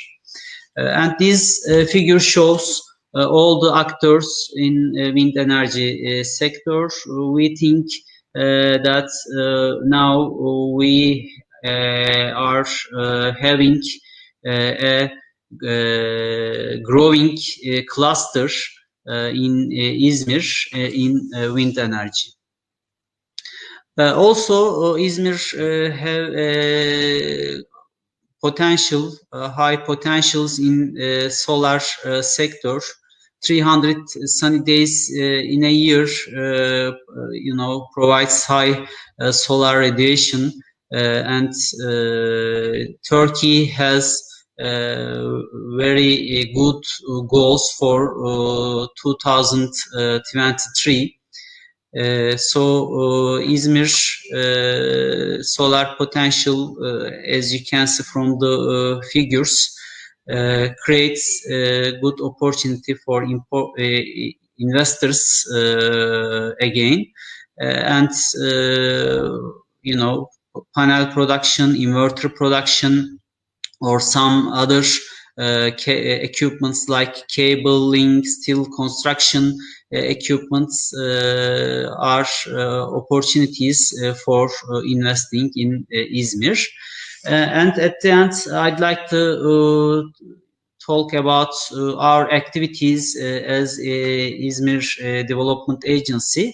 Our agency is one of 26 development agencies in Turkey, and you know, working in Izmir province of Turkey. We have some key functions like preparing regional development plan strategies, providing financial support, city marketing, promoting investment opportunities in Izmir. And when we come to renewable energy, in the past we supported many projects in Izmir, from NGOs to organize industrial zones, from district municipalities like Karşıyaka to for education purpose to universities. As you can see from the pictures, we supported some hybrid power plants which provides you know, electricity supply to university, and also which is a kind of R&D platform for academicians and students. And sorry, Murat, the time. Okay, at the end, thank you. Yes, I'll finish with this one and one more slide. But at the end, we see that the equipment, of course, supporting establishment of renewable energy power plants is important, but also energy equipment production is very important for development of city. So we started to you know, support these kind of projects, and we think I'd like to you know, use that metaphor for our activities. We try to create domino effect in our city at the end to reach the our city level goals, but also to you know, support sustainable development goals. And this is my last slide. And these aims brings us to this point. We decided to transform and we changed our organization structure. Actually, before we had some functional units, but now our new units are very related with our new aims. Now we have green growth policies unit, blue growth policies unit, and also innovation and entrepreneurship policies unit, which will also work in these green growth and blue growth areas. And with this organizational structure, we are developing many EU projects also. One of our important project is Best for Energy, which is a 2.9 million euro, which has a 2.9 million euro budget. And also in European Green Deal program, actually we would like to cooperate with our European partners also to contribute to sustainable development goals. Thank you very much for this opportunity and for listening to me. Thank you, Murat. Very interesting. Congratulations for your work. We welcome, I see Silvia Zamboni, the Vice President of the Emilia-Romagna. That's the region where Bologna is regional parliament. Do you need Silvia to speak right away, or should I... Va bene per te aspettare o preferisci parlare subito? I can also speak at once, as you want, if you like. Okay, then let's do it this way. If you can please make your presentation now, maximum, if possible, 15 minutes, so that then everybody else. Please, Silvia, you have the floor. Okay. Thank you again for being with us today. Thank you for inviting me to take part to this meeting. So I'm waiting that here is the presentation. So first of all, some words about Emilia-Romagna region. I'm the Vice President of the Emilia-Romagna Assembly. So I'm not inside the government of the region, but I'm the Vice President of the Regional Parliament. Some words on Emilia-Romagna. The territory of Emilia-Romagna comprises the provinces of Bologna, Ferrara, Modena, Parma, Reggio Emilia, Piacenza, Rimini, Ravenna, and Forlì-Cesena. So we have an Adriatic Sea coast, but also a mountainous territory in the southern part of the region. Emilia-Romagna takes its name from the old Roman consular road, the Via Emilia or Emilian Way, that crosses the entire territory and has linked Rome to the heart of Europe for over 2,000 years. It boasts an enviable geographical position, making it an ideal link between northern and southern Italy, as well as connecting the Mediterranean with northern Europe. Emilia-Romagna is situated in central northern Italy, in the heart of the country's most industrialized area. So typically, traditionally, the most industrialized area of our country has always been the northern Italy. And Emilia-Romagna is a link between northern and central Italy, which is also devoted to tourism as one of the main activities, together with agriculture. Some words on the Emilia-Romagna in terms of economy. Our region is one of Italy's leading regions in terms of per capita income. So together with Lombardy, we are the two most industrialized and economically development regions in Italy. And for many years, Emilia-Romagna has been classified as one of the richest regions in Europe. It is still one of the richest regions in Europe. And we have also a top quality quality of life, but also a top quality health system, which is considered the first one in Italy and the third in Europe. Our health system is mainly public. it means that we have only a small participation to the whole system by the private health sector. We are characterized by small and medium-sized enterprises instead of big enterprises, but we are a leading region, particularly Bologna, which is the capital town of Regione Emilia-Romagna, for packaging. First of all, pharmaceutical packaging. So we are, and also boxes for cigarettes. And also, for this reason, big company like Philip Morris, for a couple of years ago, started a big factory near Bologna to produce the new kind of cigarettes which are without tobaccos. So we are one of the richest regions in Europe.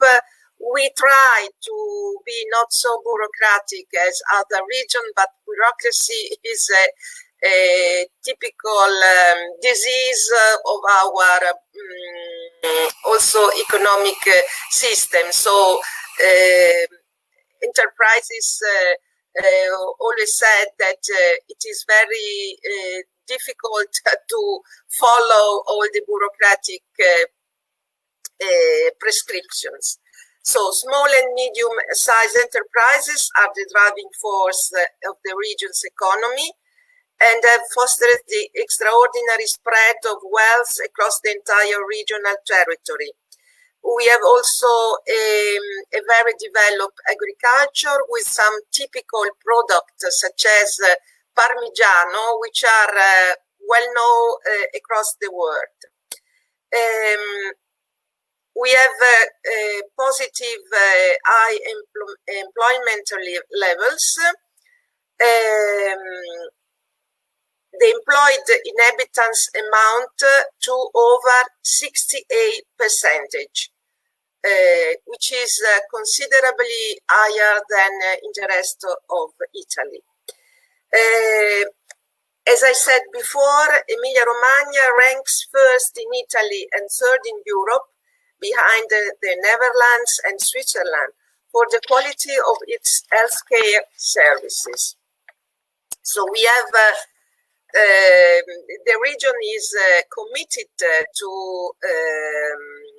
better our environment and to boost sustainability. But I must admit that we have still problems. As far as air quality is concerned, Emilia-Romagna is situated in one of the most air polluted areas in Europe. And this pollution is the cause of a higher percentage of mortality. So we have the problem to better our, not only the environment, first of all, the quality of the air quality. Another reason why we have this high percentage of pollution, air pollution, depends on the fact that as a sort of linkage region between northern and central Italy, we are crossed by motorway, very big roadways, and so this brings pollution. And we also have a very high rate of motorized population. It means that every 1,000 inhabitants, we have more or less 650 cars. So comprise babies and all the elderly people who don't drive any longer. So this is a big issue. The region is committed to approve a new regional energy plan, a new regional waste plan, because at the end of this year, the previous plans will expire. And so we are going to approve new regional energy plan, new rural development plan, which affect organic agriculture development, for instance, and the new waste energy, the new waste plan. So we are facing a renewal of all the planning instruments. In relationship to the energy plan, we have to face a higher production of CO2 emissions, so 10 tons for every inhabitant. So we have to reduce this emission to comply also the national plan according to the agreement in Paris. Climate change is a challenge, so also for our region in terms of the impact of the climate change, which is already running, as we all know. It is not a risk for the future, it is an element of our presence. In Emilia-Romagna as well, we have big meteorological phenomenon. So, we have to face scarcity of water, which impacts very deeply on agriculture. So we have big problems. There is, in few words, there is a clear evidence of climate change in the Emilia-Romagna region. The path to tackle climate change and its effect is developing into direction. Mitigation to reduce the emission of greenhouse gas responsible for global warming, but also adaptation to reduce the vulnerability of our natural systems. We are going to approve, so the government of the region, the regional government, not just the assembly, but the regional government is developing a sort of new covenant, so new pact, which involve enterprises and different stakeholders, such as trade unions, but also environmental association, which will agree to take part to this process.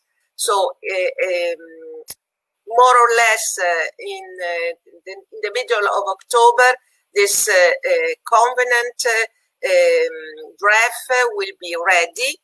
And as it is a covenant, so a pact, it means that all the signatories, so all the subjects who are going to sign it, will commit themselves to realize the targets which are in this pact. It is a pact which try to make an agreement, so to put together the the climate targets, but also labor targets, so occupational targets.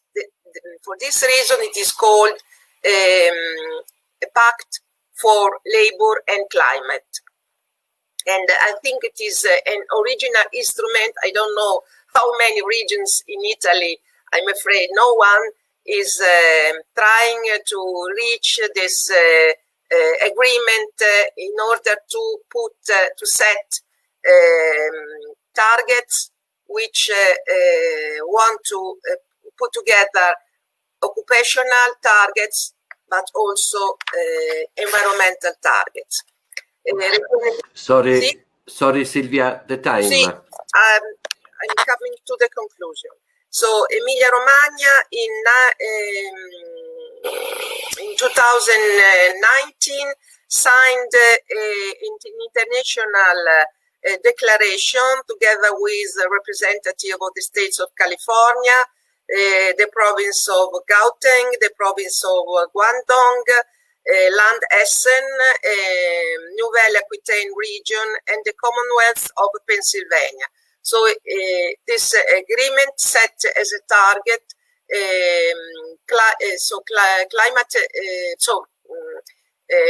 CO2 emission must be cut within the year 2030, must be cut up to 50%. And now we have to face the new target set by the European Commission, which is less 55% of the emission within 2030.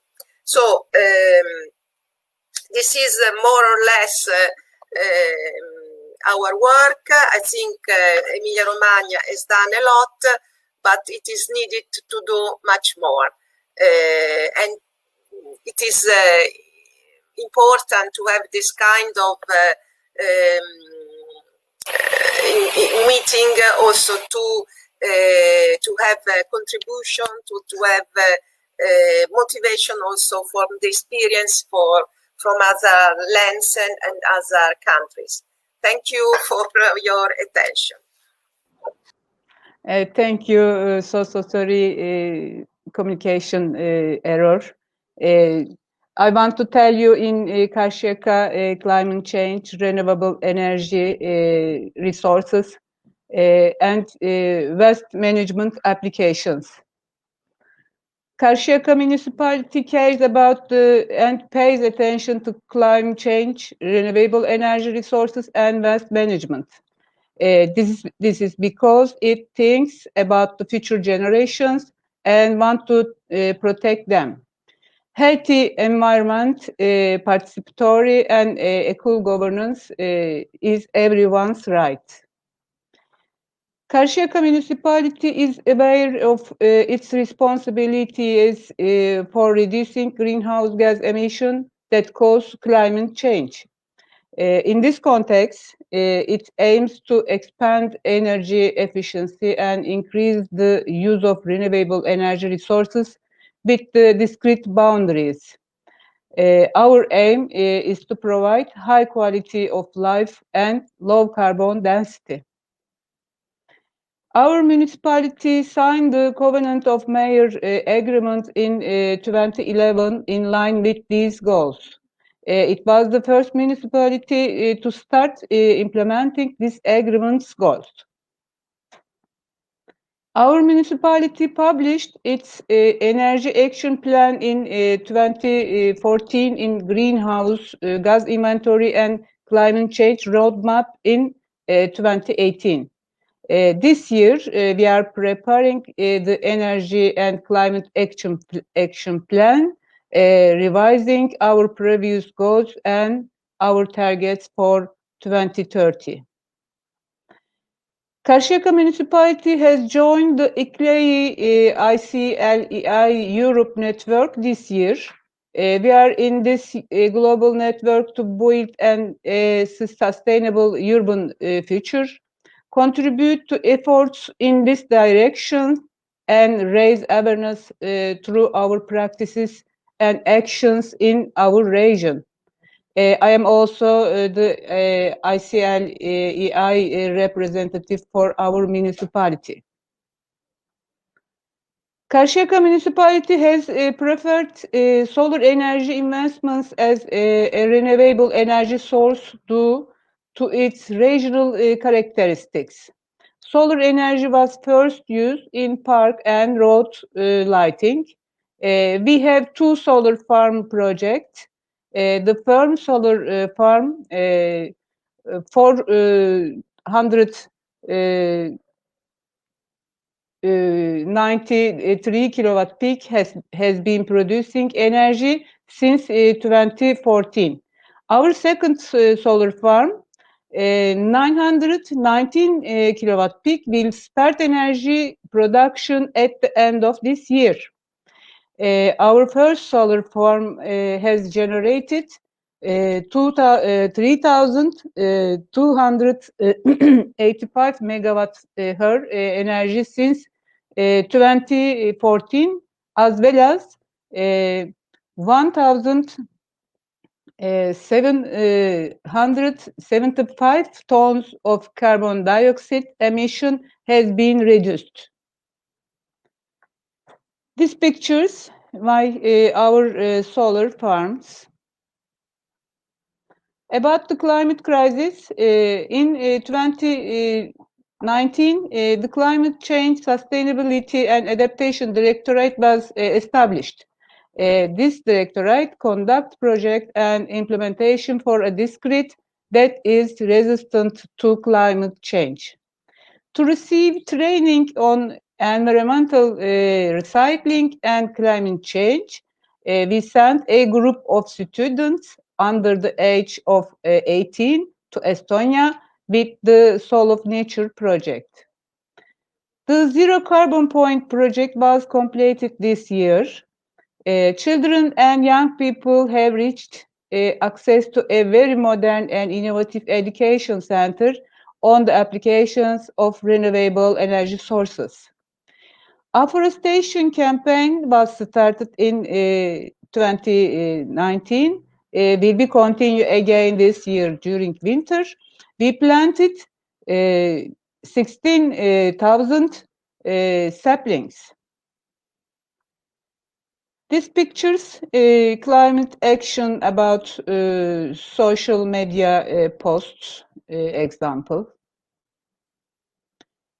We are a district with high population density. Our green area per person in 2019 was 466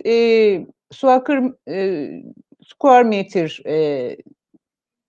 Our goal is to increase it to 566 square meters by 2024.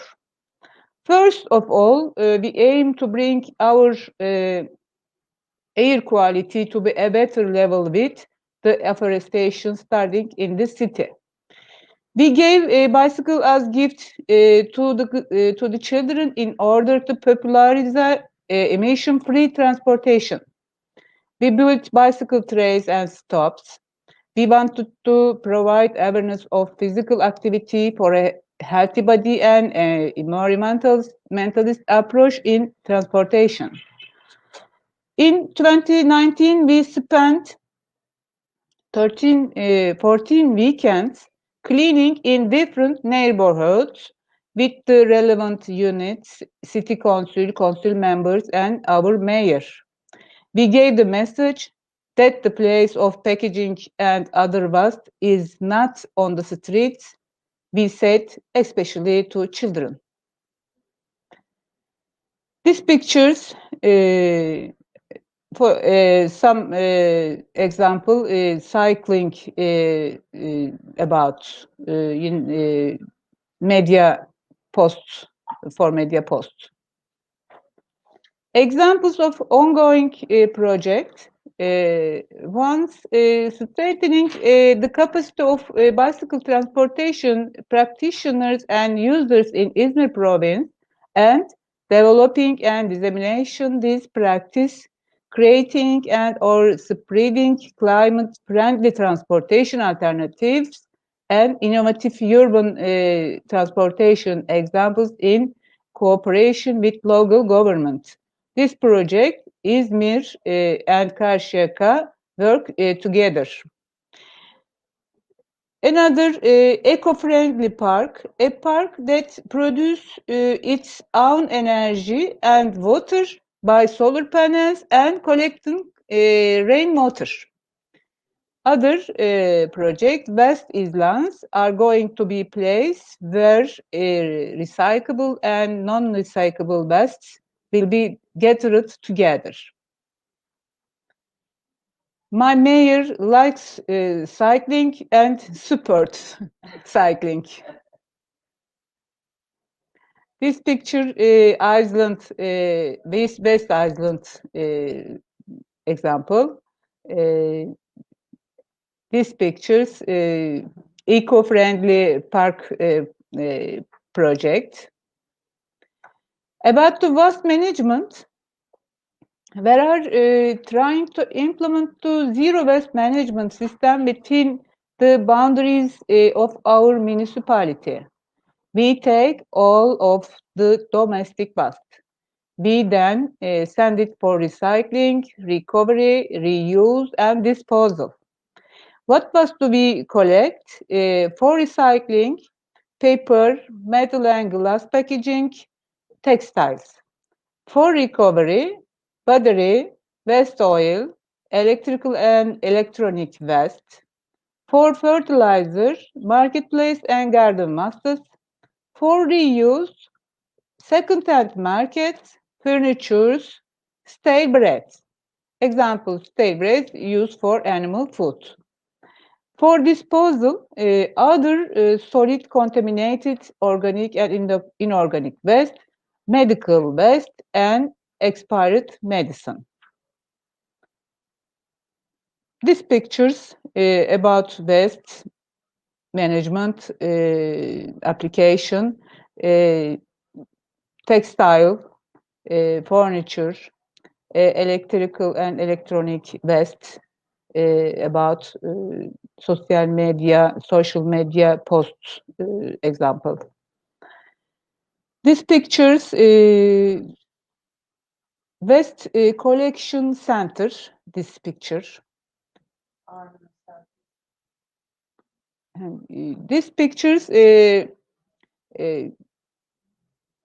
collection type, these pictures, mobile waste collection stations, for glass container, for bread container.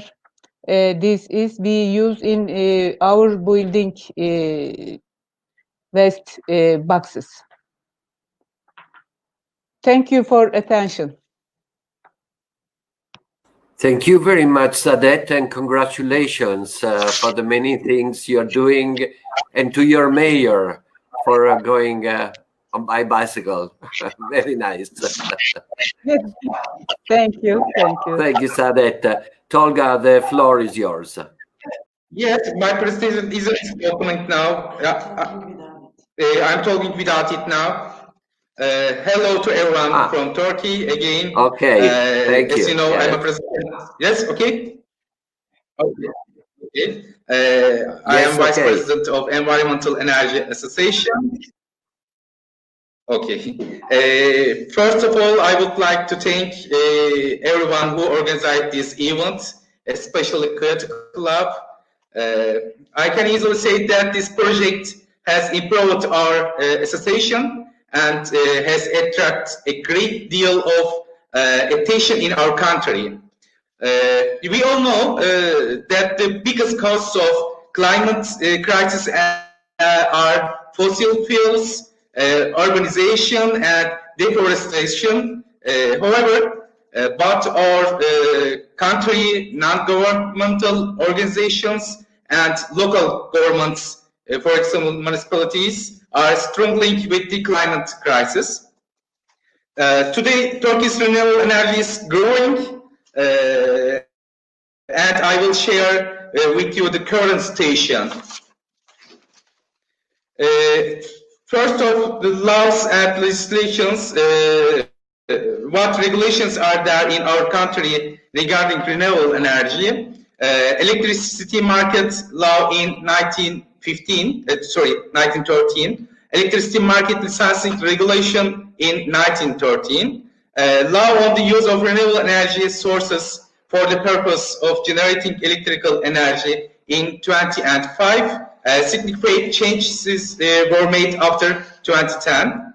Regulation on certification and support of renewable energy resources in 2013. The regulation on the mechanisms and necessary legislative changes. The installed power of renewable energy has increased over the years. Now I would like to explain how we are in the use renewable energy sources one by one. First of wind power. Turkey's first wind power plant, it started to generate electricity in 1998. It was founded in Çeşme, one of the most beautiful touristic places in Izmir. in our country. It was only 1.5 megawatts of power. However, as you know, our total installed wind energy power is 8,288 megawatts. There are 3,151 turbines in 197 plants, and 17,000 workers, people are working in the sector, and 53 plants of 2,451 megawatts are under construction. The installed power of wind energy has increased every year. Our country's potential is over 100,000 megawatts. The biggest reason for this is what we have very efficient wind rivers. Wind speed is 7 meters second in our wind map. In yellow regions, wind is faster in red places. Turkey, the European Council, as the 7th power in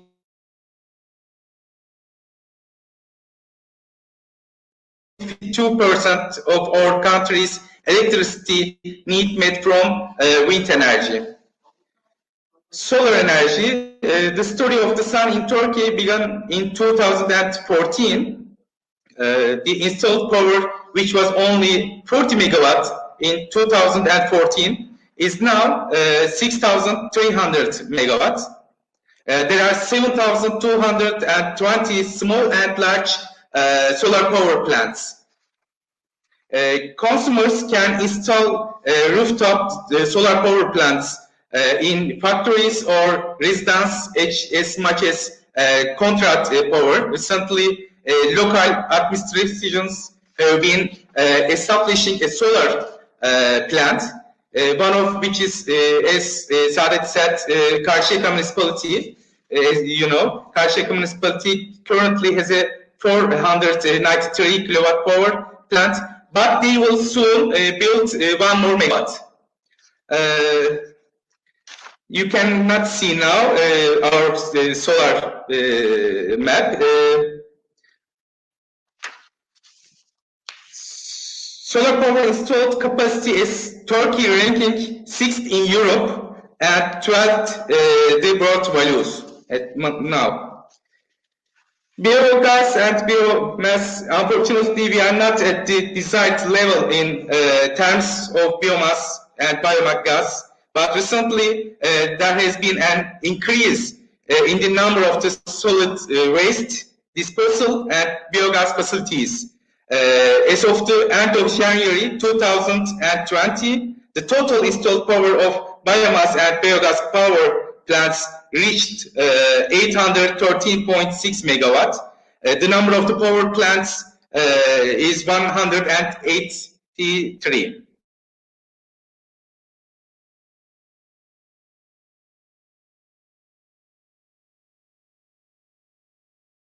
And the installed power of geothermal energy is 1,515 megawatts. Our geothermal potential is around 31,500 megawatts. Turkey geothermal power installed in Europe is the first in 4th values in the world. Electricity generation, as we look to 2019, electricity production from renewable energy sources in Turkey is 43.1%. And our goals, targets in renewable energy.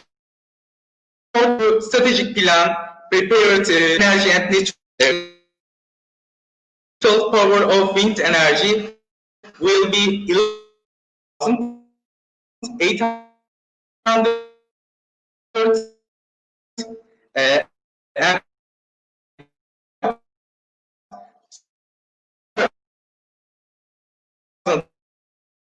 megawatt, hydroelectric to 32,000 megawatt, geothermal biomass including at 84 megawatt in total. Until 2023 is aimed to be removed.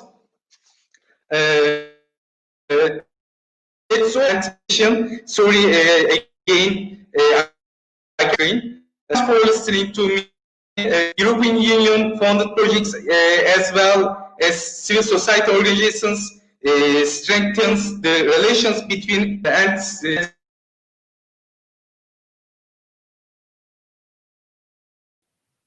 So, hello, everyone.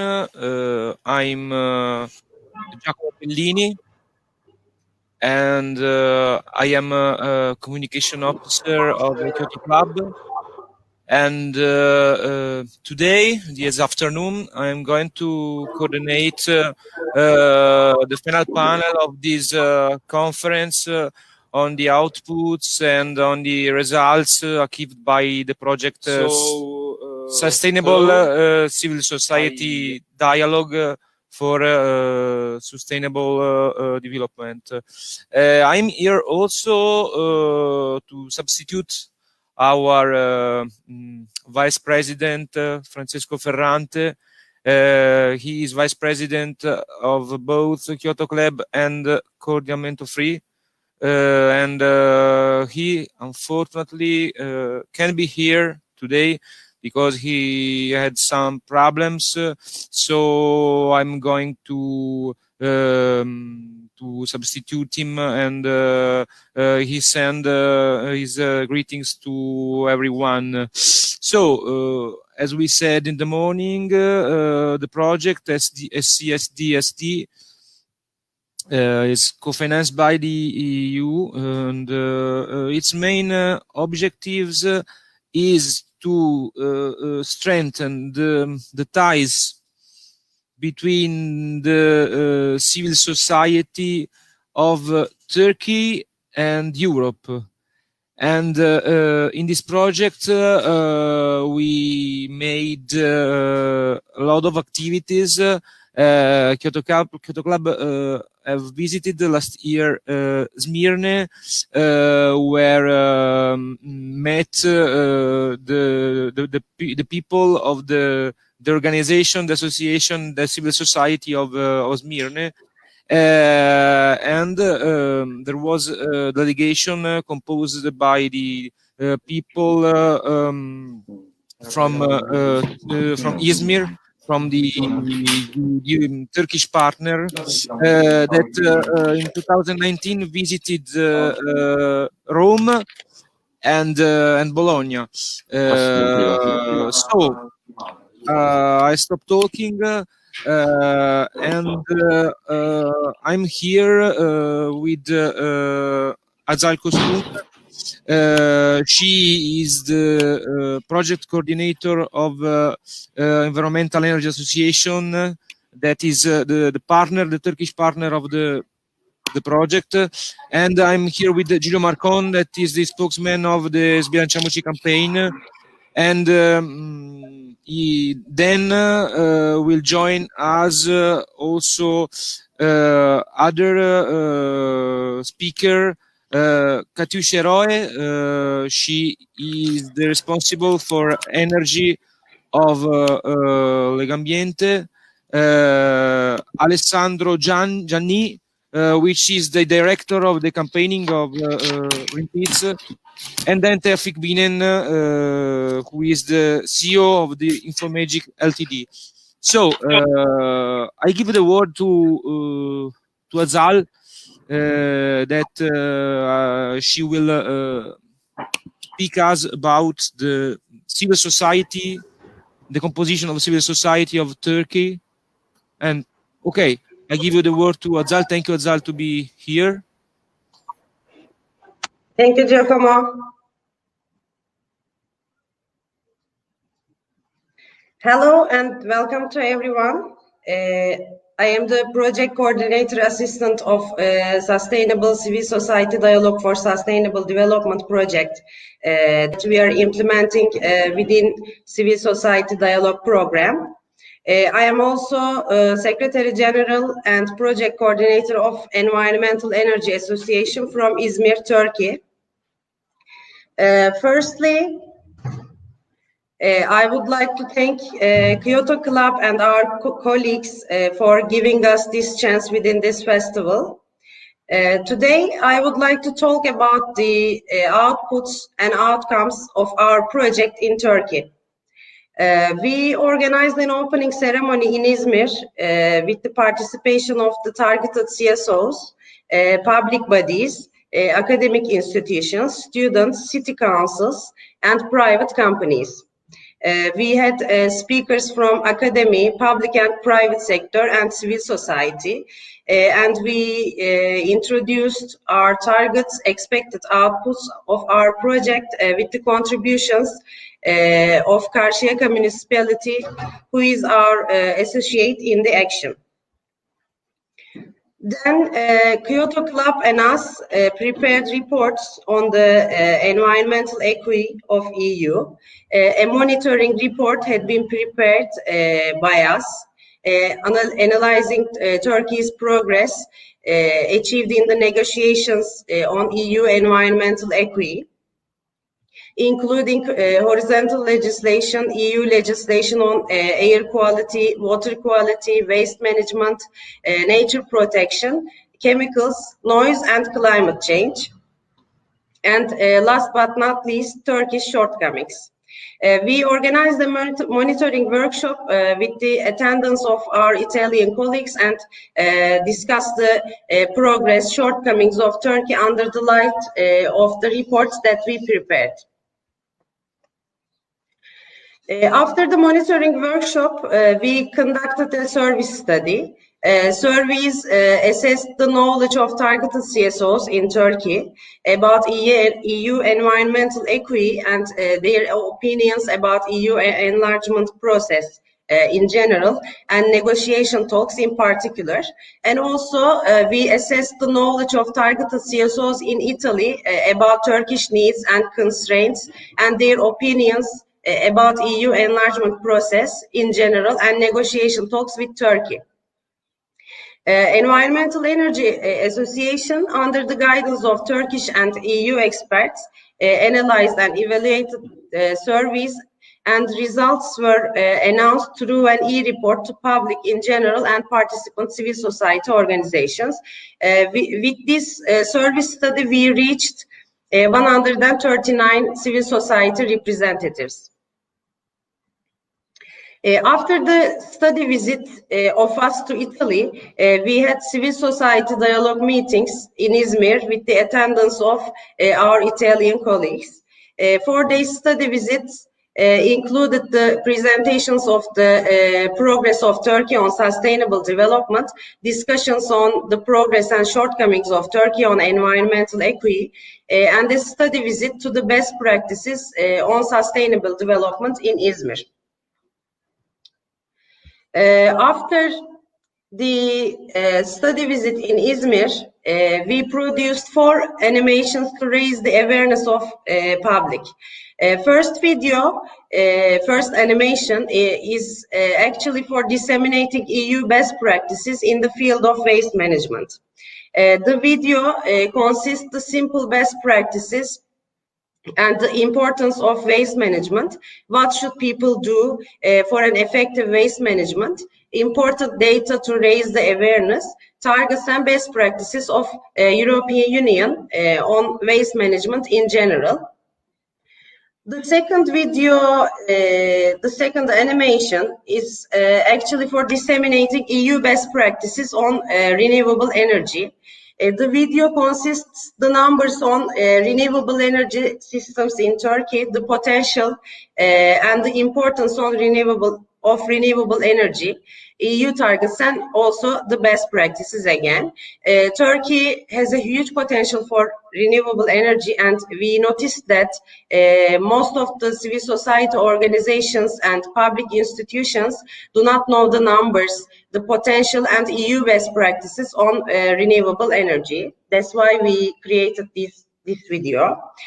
The third animation is for disseminating the EU best practices on climate action. The video consists the importance of climate action, simple information on climate change, what needs to be changed and what should people do for an effective climate action, EU best practices and targets on climate action. The fourth video, the fourth animation is for empowering better EU-Turkish civil society dialogue against the prejudices, stereotypes and misperceptions, and emphasizing the importance of Turkey's accession to the EU in terms of environmental concerns.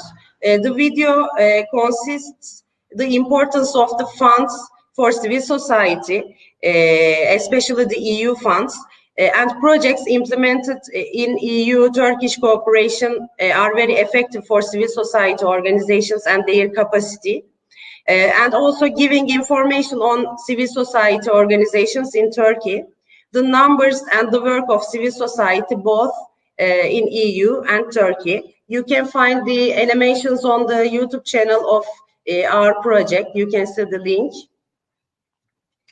We published a handbook with the best practices of EU on environmental equity and sustainable development with the great contributions of our partner Kyoto Club. You can find also the handbook from the link here in Environmental Energy Association website. Finally, we produced an online portal for civil society organizations, municipalities and private companies working in the field of sustainable development called civilnetwork.org. You can see the link.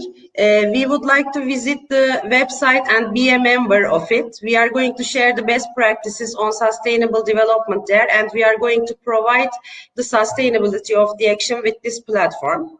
We are going to organize a festival in Izmir on November 19-20.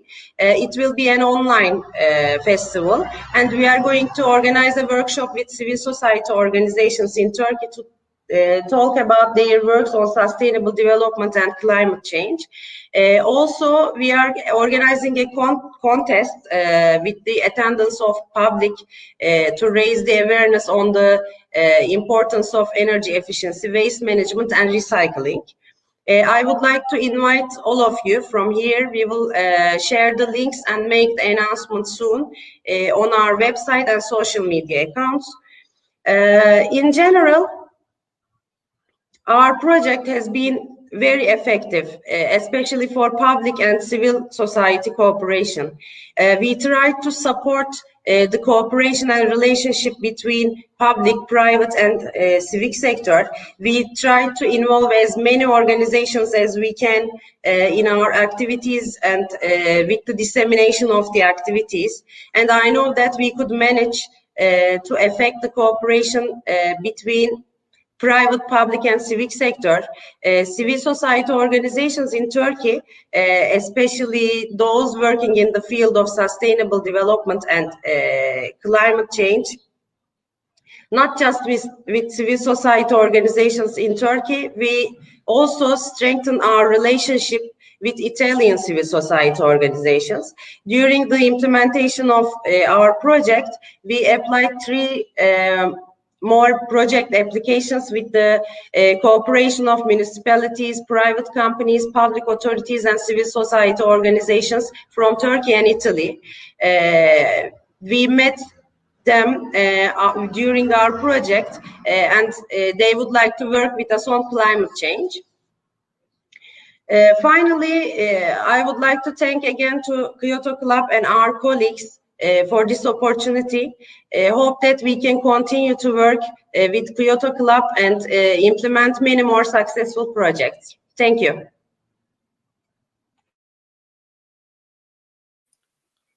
Thank you so much, Azal. I've been also to Izmir when we presented the monitoring report, I remember.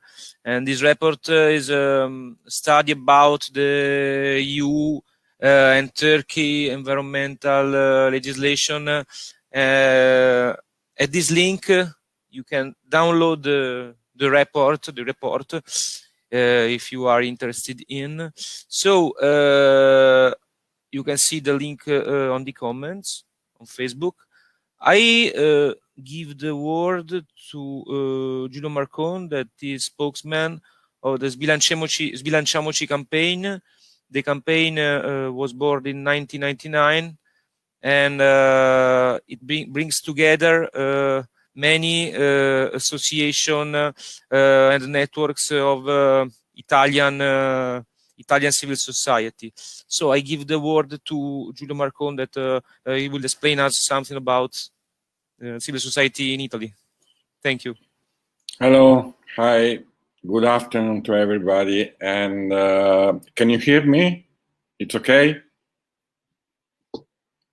It's okay. Good afternoon. We'll speak about Sbilanciamoci and the role of civil society in Italy for on the subjects of climate change and environment. Sbilanciamoci is a network of 49 organizations, civil society organizations. There are also many organizations dealing with environment, WWF, Cambiamento, and other organizations. We have also several students organizations. They are very involved with Fridays for Future. You have the Students' Union, and then also some organization based on university. So we are very involved in these subjects, and since '99 we organize several activities to implement our program and to lobby the government, the parliament, for changing policies on environment. We have different activities. We are working for a new development model through education, through training, through advocacy, and the main activity that we promote during the year is the so-called alternative budget law. Every year when the government submit to the parliament the budget law draft, we propose an alternative budget law, and we propose different policies, and we try to move money from one chapter to another chapter of the budget. And of course, since the beginning, we tried to change policies on the environment, on climate, and supporting all the initiatives against the climate changes, but of course also many other subjects like sustainable mobility, and then also green economy, so-called green economy. And sometimes we succeed to get some results in the parliament. We have some amendments that were approved during the discussion of the budget law. So we are trying to put together the civil society to be involved on different subjects: environment, peace, social justice, welfare, and so on. And we try to put in common a common vision of our economy, a common vision of our development model. So we put together peace activists, but also people coming from environmental organizations, and then social workers, and then women working for fair opportunities, and so on. And we try to propose a different model. So it's interesting that in this work, since the beginning, we try to promote different vision of our policies, public policies. So we try to introduce in the legislation the well-being indicators. We can call alternative indicators to the macroeconomic indicators of GDP, for example. And we succeed in 2016 to change the budget law, and since 2016, the government must to consider also the well-being indicators when submit the budget law draft. It's very interesting because we have some indicators related with the pollution or other items related with the environment, and this an experimentation and I think it's a good result for civil society, for Italian civil society, because in this way the Italian politics must to combine the macroeconomic indicators with the well-being indicators. Many of these are environmental indicators. So this is a good result. I think that this is a good experience of dialogue between civil society and parliament relating with the topics that we are discussing today. Of course, the process is very low. The awareness is going slowly, but the last crisis, the COVID crisis, accelerated this awareness.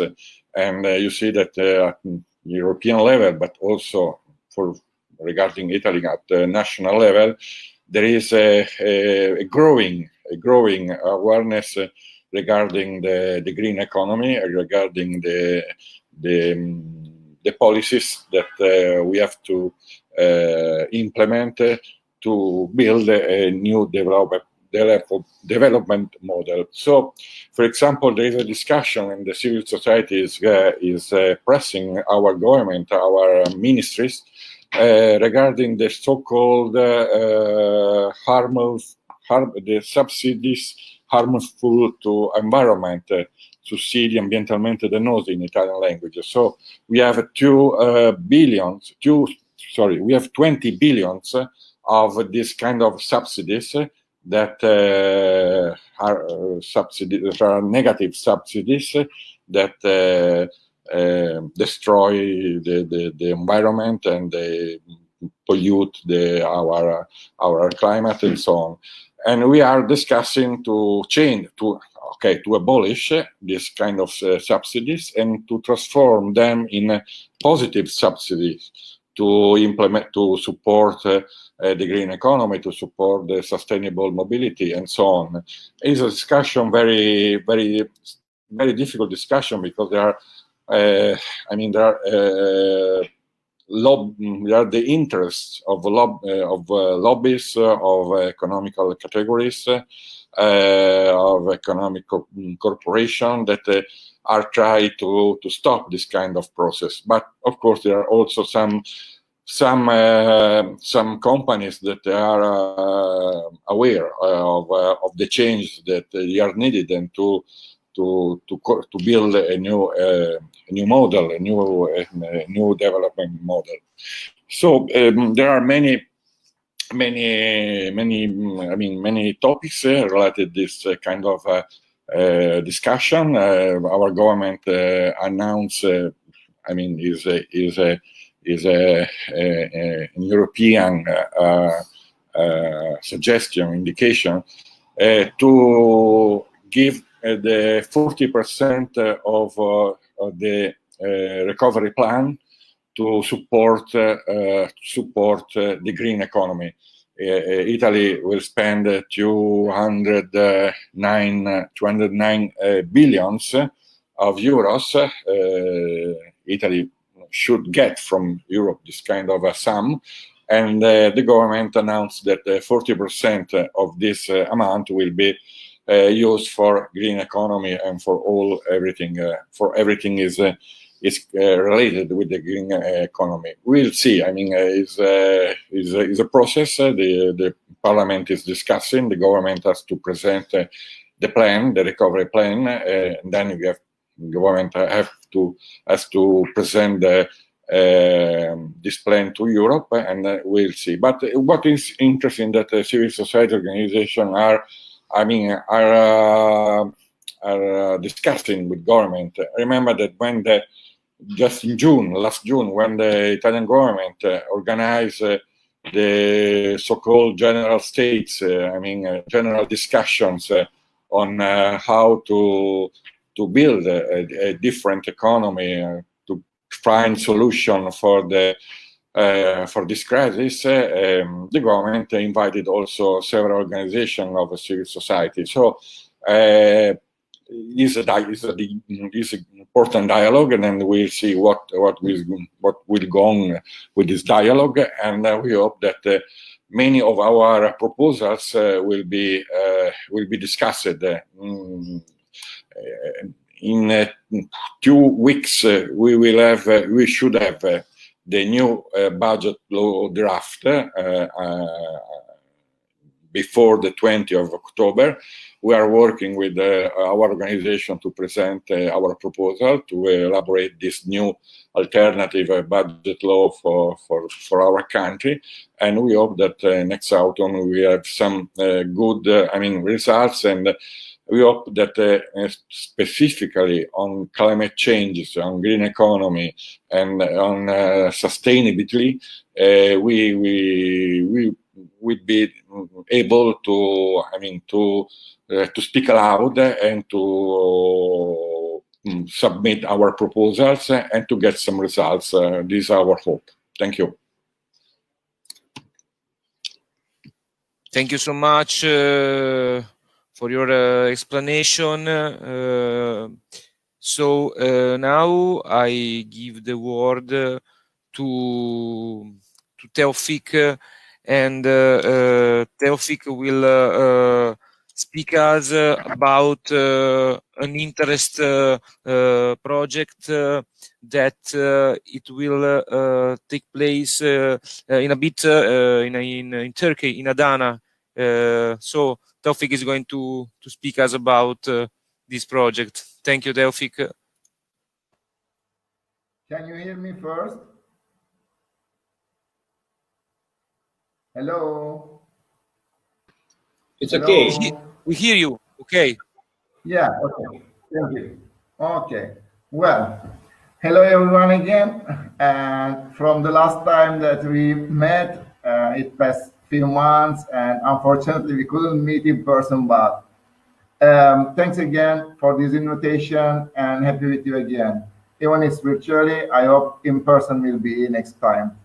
And I think every ending has a beginning, and every beginning has an end. And like this project is finishing, we will have another one in Adana, I hope, with Kyoto Club. So that's what I'm going to tell a bit today.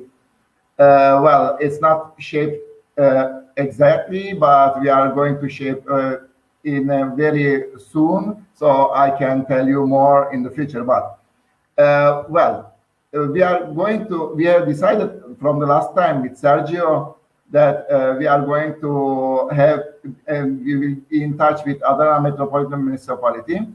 And we had some meetings because I was there, and while I was in Adana, I talked with the mayor first, but then mayor gave me the authorization to talk with the general secretary about this issue.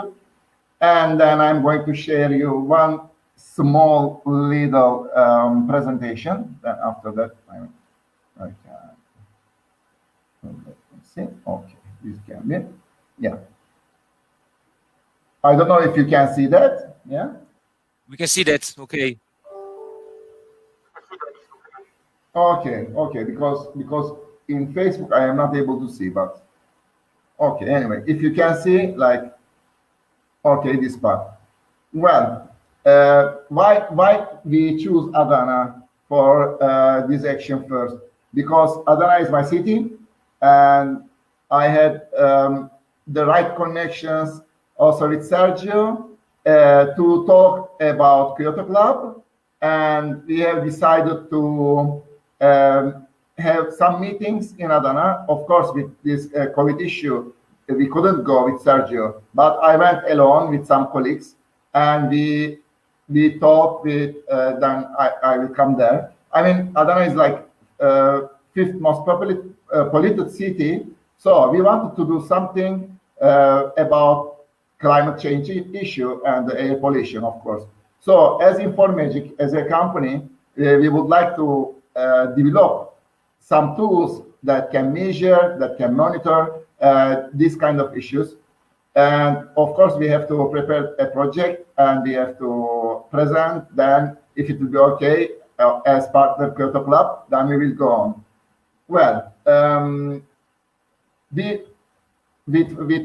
the effort of Sergio, we met with General Secretary of Adana Municipality, Ergül Halis Çelik, and after that he made in charge Head of Foreign Affairs Çağrı.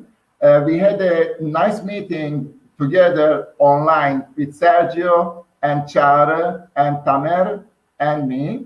And Tamer Leba is the head of the climate office. Because Adana Metropolitan Municipality is going to found, they are already working on it, a climate office. Because air pollution and global warming or climate change issues are so important for Adana Metropolitan Municipality agenda now. So they are working on the procedures and they are opening this office.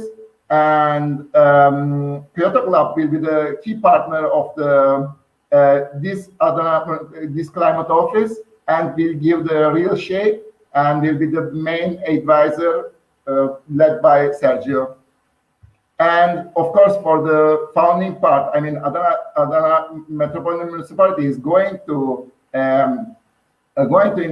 initialize a budget for this office.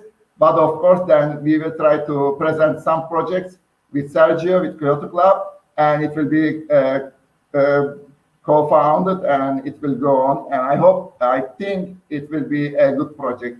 And it will be like about lots of things. I mean, it will be for climate change, and they are asking us also help for the refugees problem, because there are at least 250,000 refugees in Adana, so there are so much, and their management issue is a big cost for the Adana Metropolitan Municipality.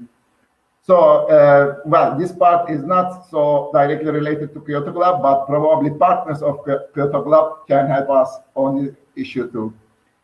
So I hope climate office in Adana will be founded soon, and then we will be happily organize lots of things together with Adana Municipality, and maybe with other partners like you, we can go on to collaborate, because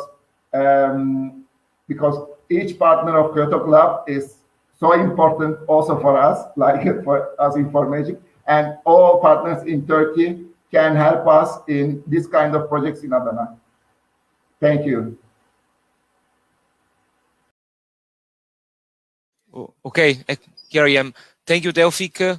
The project is very interesting. Now I'm going to present the presentation of our Vice President, Francesco Ferrante, that unfortunately, as I said before, he couldn't be here today because he had some problems. So I'm going to read his presentation. I start. Free national coordination. Francesco Ferrante is also the vice president of Free National Coordination. That is an Italian network, no-profit platform that promotes the companies that deal with renewable energy and energy efficiency in Italy and at EU level within the framework of an environment-friendly economic and social development based on the decarbonization of the economy and the reduction of greenhouse gas emission. Actually, the organization has 39 members that represents more than 3,000 REEs and EE business companies with so many employees as well as environmental NGOs, and we are engaged in advocacy and policy proposal to decision maker. Kyoto Club is also a member of Free National Coordination. Okay, in his last presentation made in the opening ceremony in 2019, Francesco presented the data on the hottest years.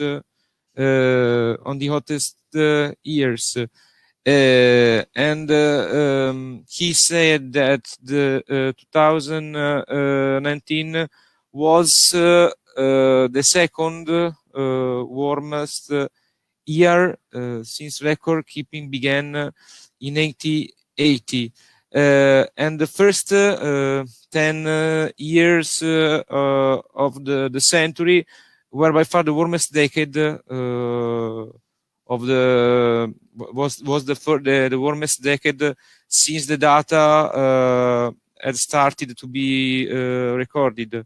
And this year it would almost be one of the 5 warmest years on the record. So the situation is very critical. So what should we do to keep the rise of the temperature? The Paris Agreement says that if we want to survive, we have to keep the rise of the temperature between 1.5 degrees and 2 degrees. And 2 years ago, the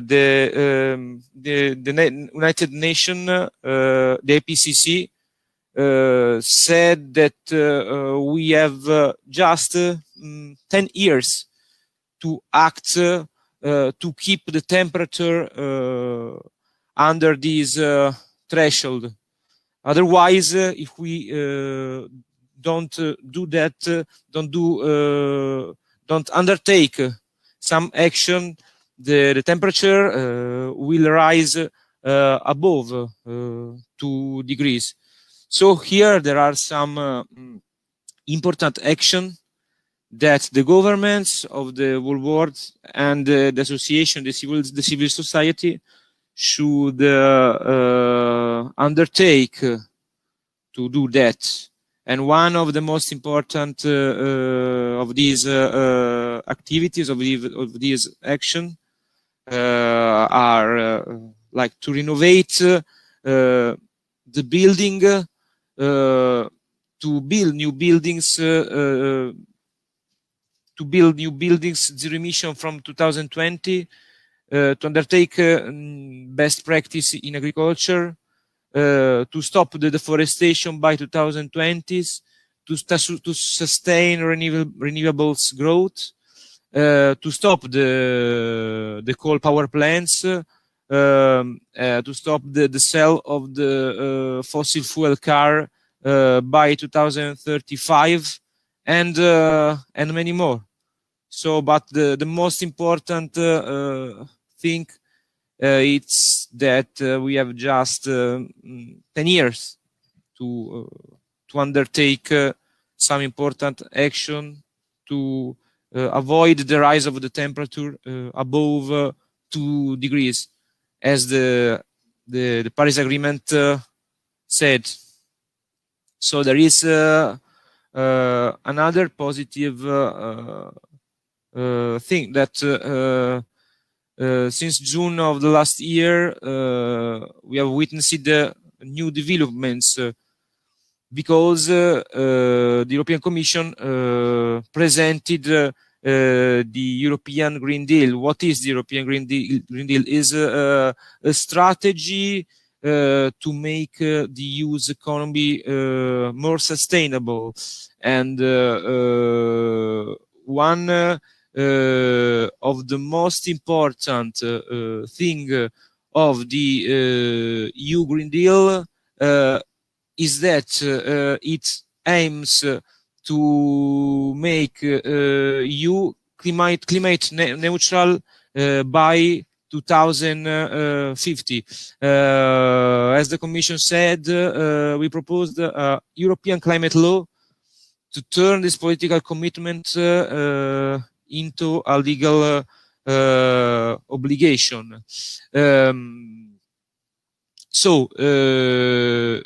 As the Commission said, reaching this target will require action by all sectors of our economy, including investing in environmentally friendly technologies, supporting industry to innovate, rolling out cleaner, cheaper and healthier forms of private and public transport, decarbonizing the energy sector, ensuring buildings are more energy efficient, working with international partners to improve global environment standards.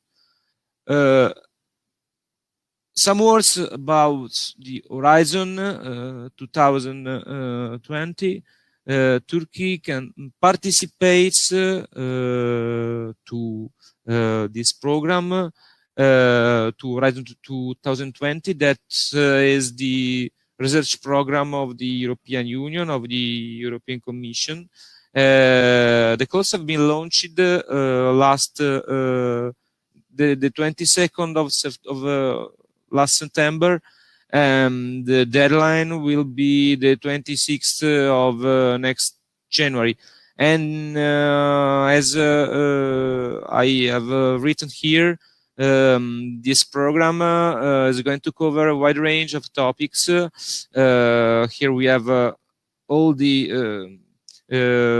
issues that this program cover: European research infrastructure capacities and services to address European Green Deal challenges, restoring biodiversity and ecosystem service, to testing and demonstrating systemic innovation in support of the Farm to Fork strategy, green airports and ports as multimodal hubs for sustainable and smart mobility, building and renovating in an energy and resource efficient way, demonstration of systemic solution for the territorial deployment of the circular economy, closing the industrial and carbon cycle to combat climate change, industrial feasibility of catalytic routes for sustainable alternative to fossil resources, innovative land-based and offshore renewable energy technologies and their integration into the energy system, enabling citizens to act on climate change for sustainable development and environmental protection through education, citizen science, observation initiative and civic engagement, behavioral, social and cultural change for the Green Deal, and European capacities for citizens' deliberation and participation for the Green Deal, climate resilient innovation packages for EU regions, and towards climate neutral and socially innovative cities. I'm finishing as part of the Green Deal strategy. The Commission have proposed to raise the reduction target from 40% to 55%. The President of the Commission, Ursula von der Leyen, 1 week ago, in his State of the Union speech, proposed to raise the target from 40% to 55%, and the European Parliament have already done it, voted the increase of this target, I think on last January, at the beginning of the year. So it look at the action required across all sectors, including increased energy efficiency and renewable energy, and it starts the process of making detailed legislative proposals by June 2021 to implement and achieve the increased ambition. So, as I said before, the objective, the main objective, is a climate neutral economy, as the Paris Agreement said. So the 2030 climate and energy framework includes EU-wide targets and policy objectives for the period from 2021 to 2030. Challenges, but also opportunities for the EU and Turkish civil society. So let's take advantage of them. And thank you so much to everyone.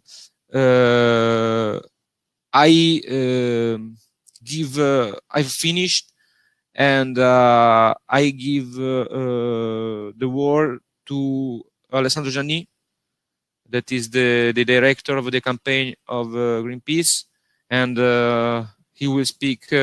He will told us about the activity of his NGOs. Thank you, Alessandro.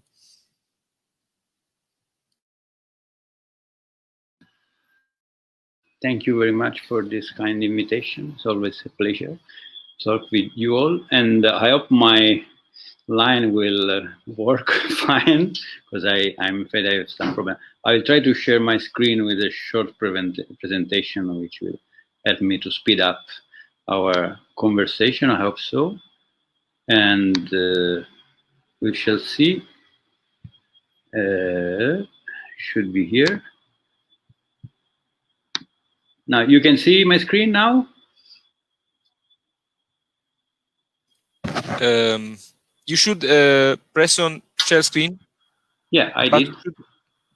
You should open your presentation before. Yeah, it's already open. Ah, yeah, okay. This one. You have also to should be like this. It's okay now? Okay, thank you. Fine. Now you should see it. Right. So the idea is just a very quick introduction on the way we are working and on the way we have to change our work in this Corona Sene era. The name is provided by our Spanish colleague. They have more fantasy than us, I have to say. And it's about climate crisis and the new normal that we are watching now. Are you still watching my screen? Is it okay?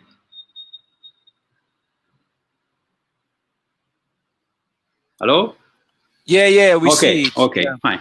So very quickly, of course, our main priority is climate emergency, and maybe you remember that we started this year with a bushfire crisis in Australia, and we discovered that Italian banks like Intesa Sanpaolo were in fact funding the coal sector in Australia. So as you can see here, we did some activity on them to expose their dirty links with the coal in Australia. And to make it short, the result is now Intesa Sanpaolo is quite a good no-coal policy. So it's one small step in the right direction, if you want.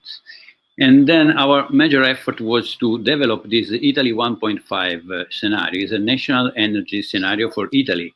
And the idea is to understand what Italy should do to comply with the 1.5 degree target from the Paris Agreement, of course.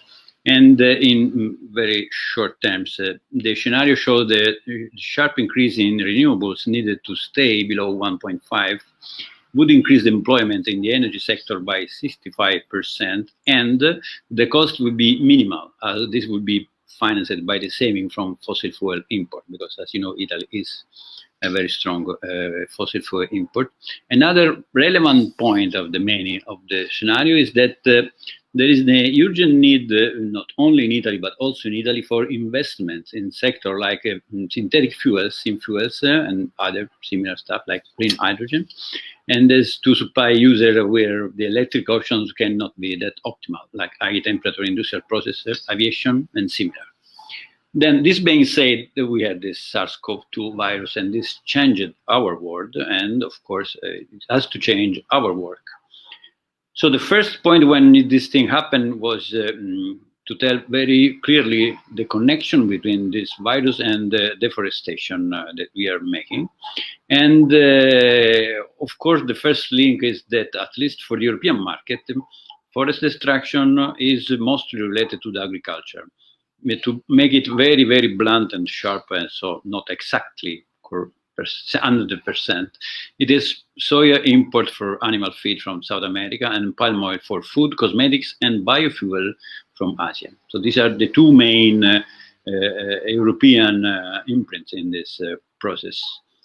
And it was also clear that people living in areas with very bad air quality were somehow at higher risk. And then we surprised the people and maybe upset other people when showed that agriculture, and in particular animal farming, is the second contributor to microparticles, PM2.5, in Lombardy. It's 70% of the total share. It's the second sector after house eating, if I'm not wrong. And more recently, we also showed that animal farming in Europe is again 17% of total greenhouse emission. So we pointed out that if we have to change a lot of stuff, not only the way we produce and consume energy, but also agriculture practices must be changed, both for our the quality of our air and our forest future. So how we reacted? The first point, which was generally felt by many people, is that our normality, our normal way of life, is not normal. And we need to think our societies. And we understand that, of course, this is a big tragedy for all of us, but it's also a unique opportunity. Not sure we will have another similar chance in the future. We should remember this is not the first crisis at the European level. There was a lot of money pumped in the system in 1998, and that money was mostly used to support fossil fuel industries and fossil fuel sectors. There is barely no mention in the funds used in that moment to support renewables, for example. And so the point now is with this, the Green Deal, the Recovery Fund, and all this other money that is pumped in the system, is if we can solve the crisis by repeating the same mistakes, or will not end up in even more bigger and frequent crisis. This is why we started a Restart campaign, which basically is asking not to use public money to fuel climate change, to increase military expenditures, and to forage a destructive agriculture system, inter others. And the main claim is that the battle we have to fight is different, is another one. We should use money for instruction on public health and to protect the environment. And this is a message we still keep sending around, also, of course, to the Italian government. For example, we just calculated one airplane, F-35, costs us 32,000 intensive care posts. So there is basically a choice to be made in this respect. And we also decided not to stop our typical work. We still have non-violent actions. This is one at the AGM of Eni, the major oil company in Italy. We still want our volunteers in the street. This is about the impact of European economies on the Amazon, for example. And we still want to go out at sea to protect the Mediterranean for climate change and plastic pollution, for example. One final note on the current situation is this Corona Siena can be recalled as the era of the greenwashing. Industries, but also government, financial institutions are desperate to keep their hold on our societies. And they try to sell fake solutions to keep doing the same old and dangerous stuff. We see this, for example, in the narrative of the gas friend of climate, which is adopted by Eni in Italy, but our government, it is in our national energy plan, for example. And it's also in this old stuff, which is now proposed as new, like the carbon capture and storage experiments, which have been failing for decades, and they are still promoted in Italy. But in fact, this is everywhere, from the military, in the projects, brackets, that we've seen for this recovery fund, we see mention to green weapons, environmentally sustainable weapons. This is madness in our mind.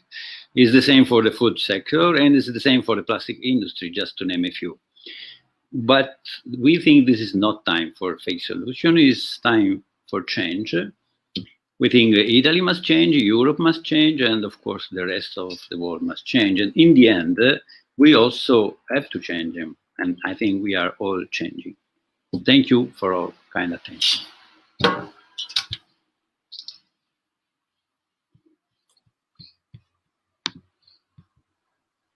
Thank you so much to Alessandro Gianni. We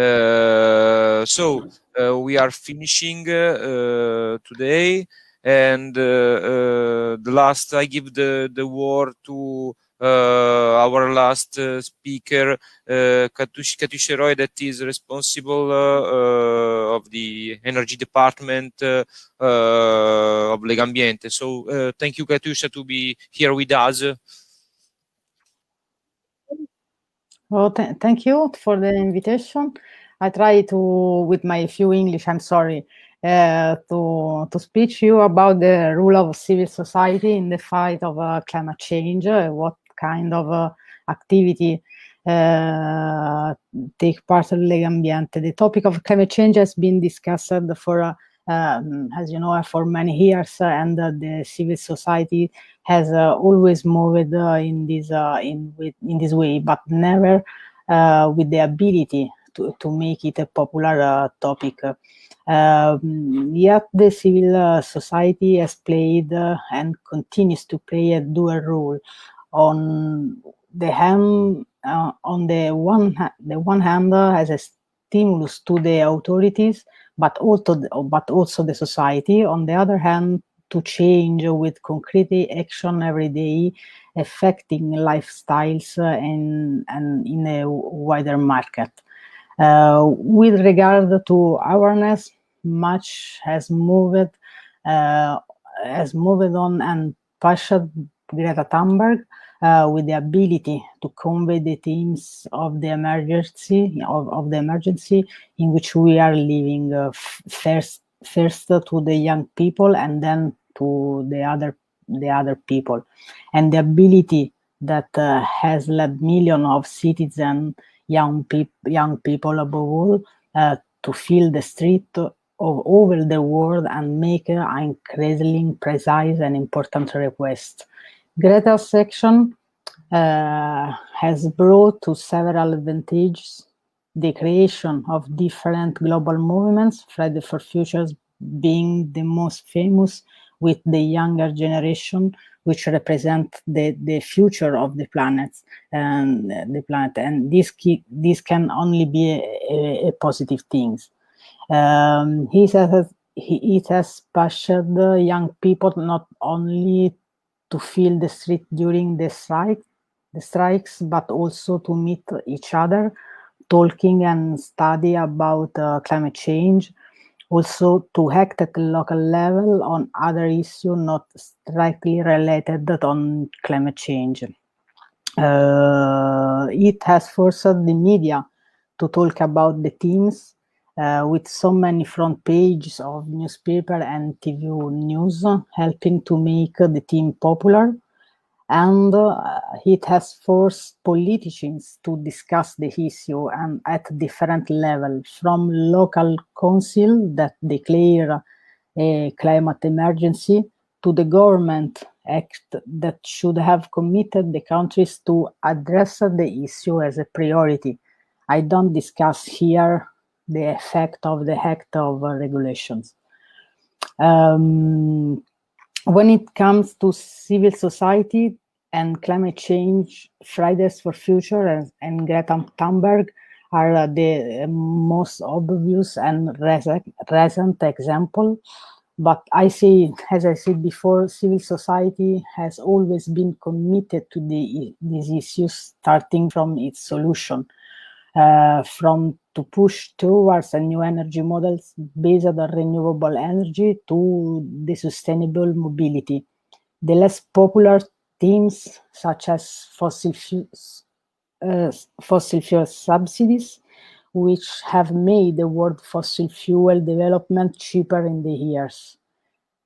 This is an important challenge, also carried out by Legambiente, and that has helped within a few years to make an unknown and absent topic in the political agenda of the government into one well-known and included in the governmental energy and climate plan. It is a more gentle, a quiet battle, but made of an international network and collaboration, able to confront and exchange information, able to and pressured at a different level. But also local challenges. For example, as Legambiente, we are engaged in the fight against oil extraction at sea and on land, but also in following closely the issue of the closure of coal-fired power plants and that are currently planned to the convert into gas one, a resource not really sustainable for the fight against climate change.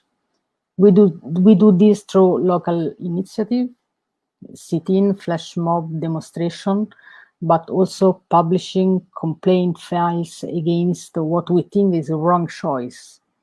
But also with reports able to tell what it is happening in a positive way too. Among the greatest satisfaction of this last period is even see the government take a step back on the methane rage in Sardinia, a work planned by the Italian government to complete the Sardinia gas coverage process. However, this is unless and expensive if we think of the international climate targets. The government seems to have changed its themes and also takes to the pressure of civil society. Perhaps the most interesting aspect, and I conclude, is that these battles unite people, bring them towards a common goal. They are born from below and from the needs for change and opportunity, and they often manage to make an impact, changing these in small steps. Yes. But in this case, about climate change, we don't have so much time. Thanks.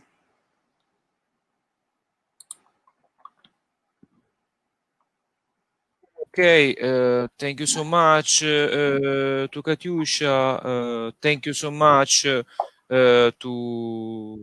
everyone, to our speakers. This day was very interesting. If anyone is interested in the speaker's presentation and other material, can write to me to this email account. I will send the materials to everyone, the presentation, the video, the recorded video of the day.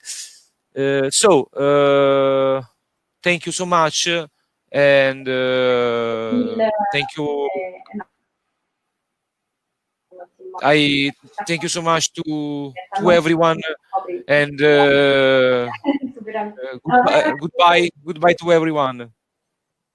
Thank you, Jack. Thanks to everyone. Bye. Thank you. Have a nice evening. Thank you. Bye bye.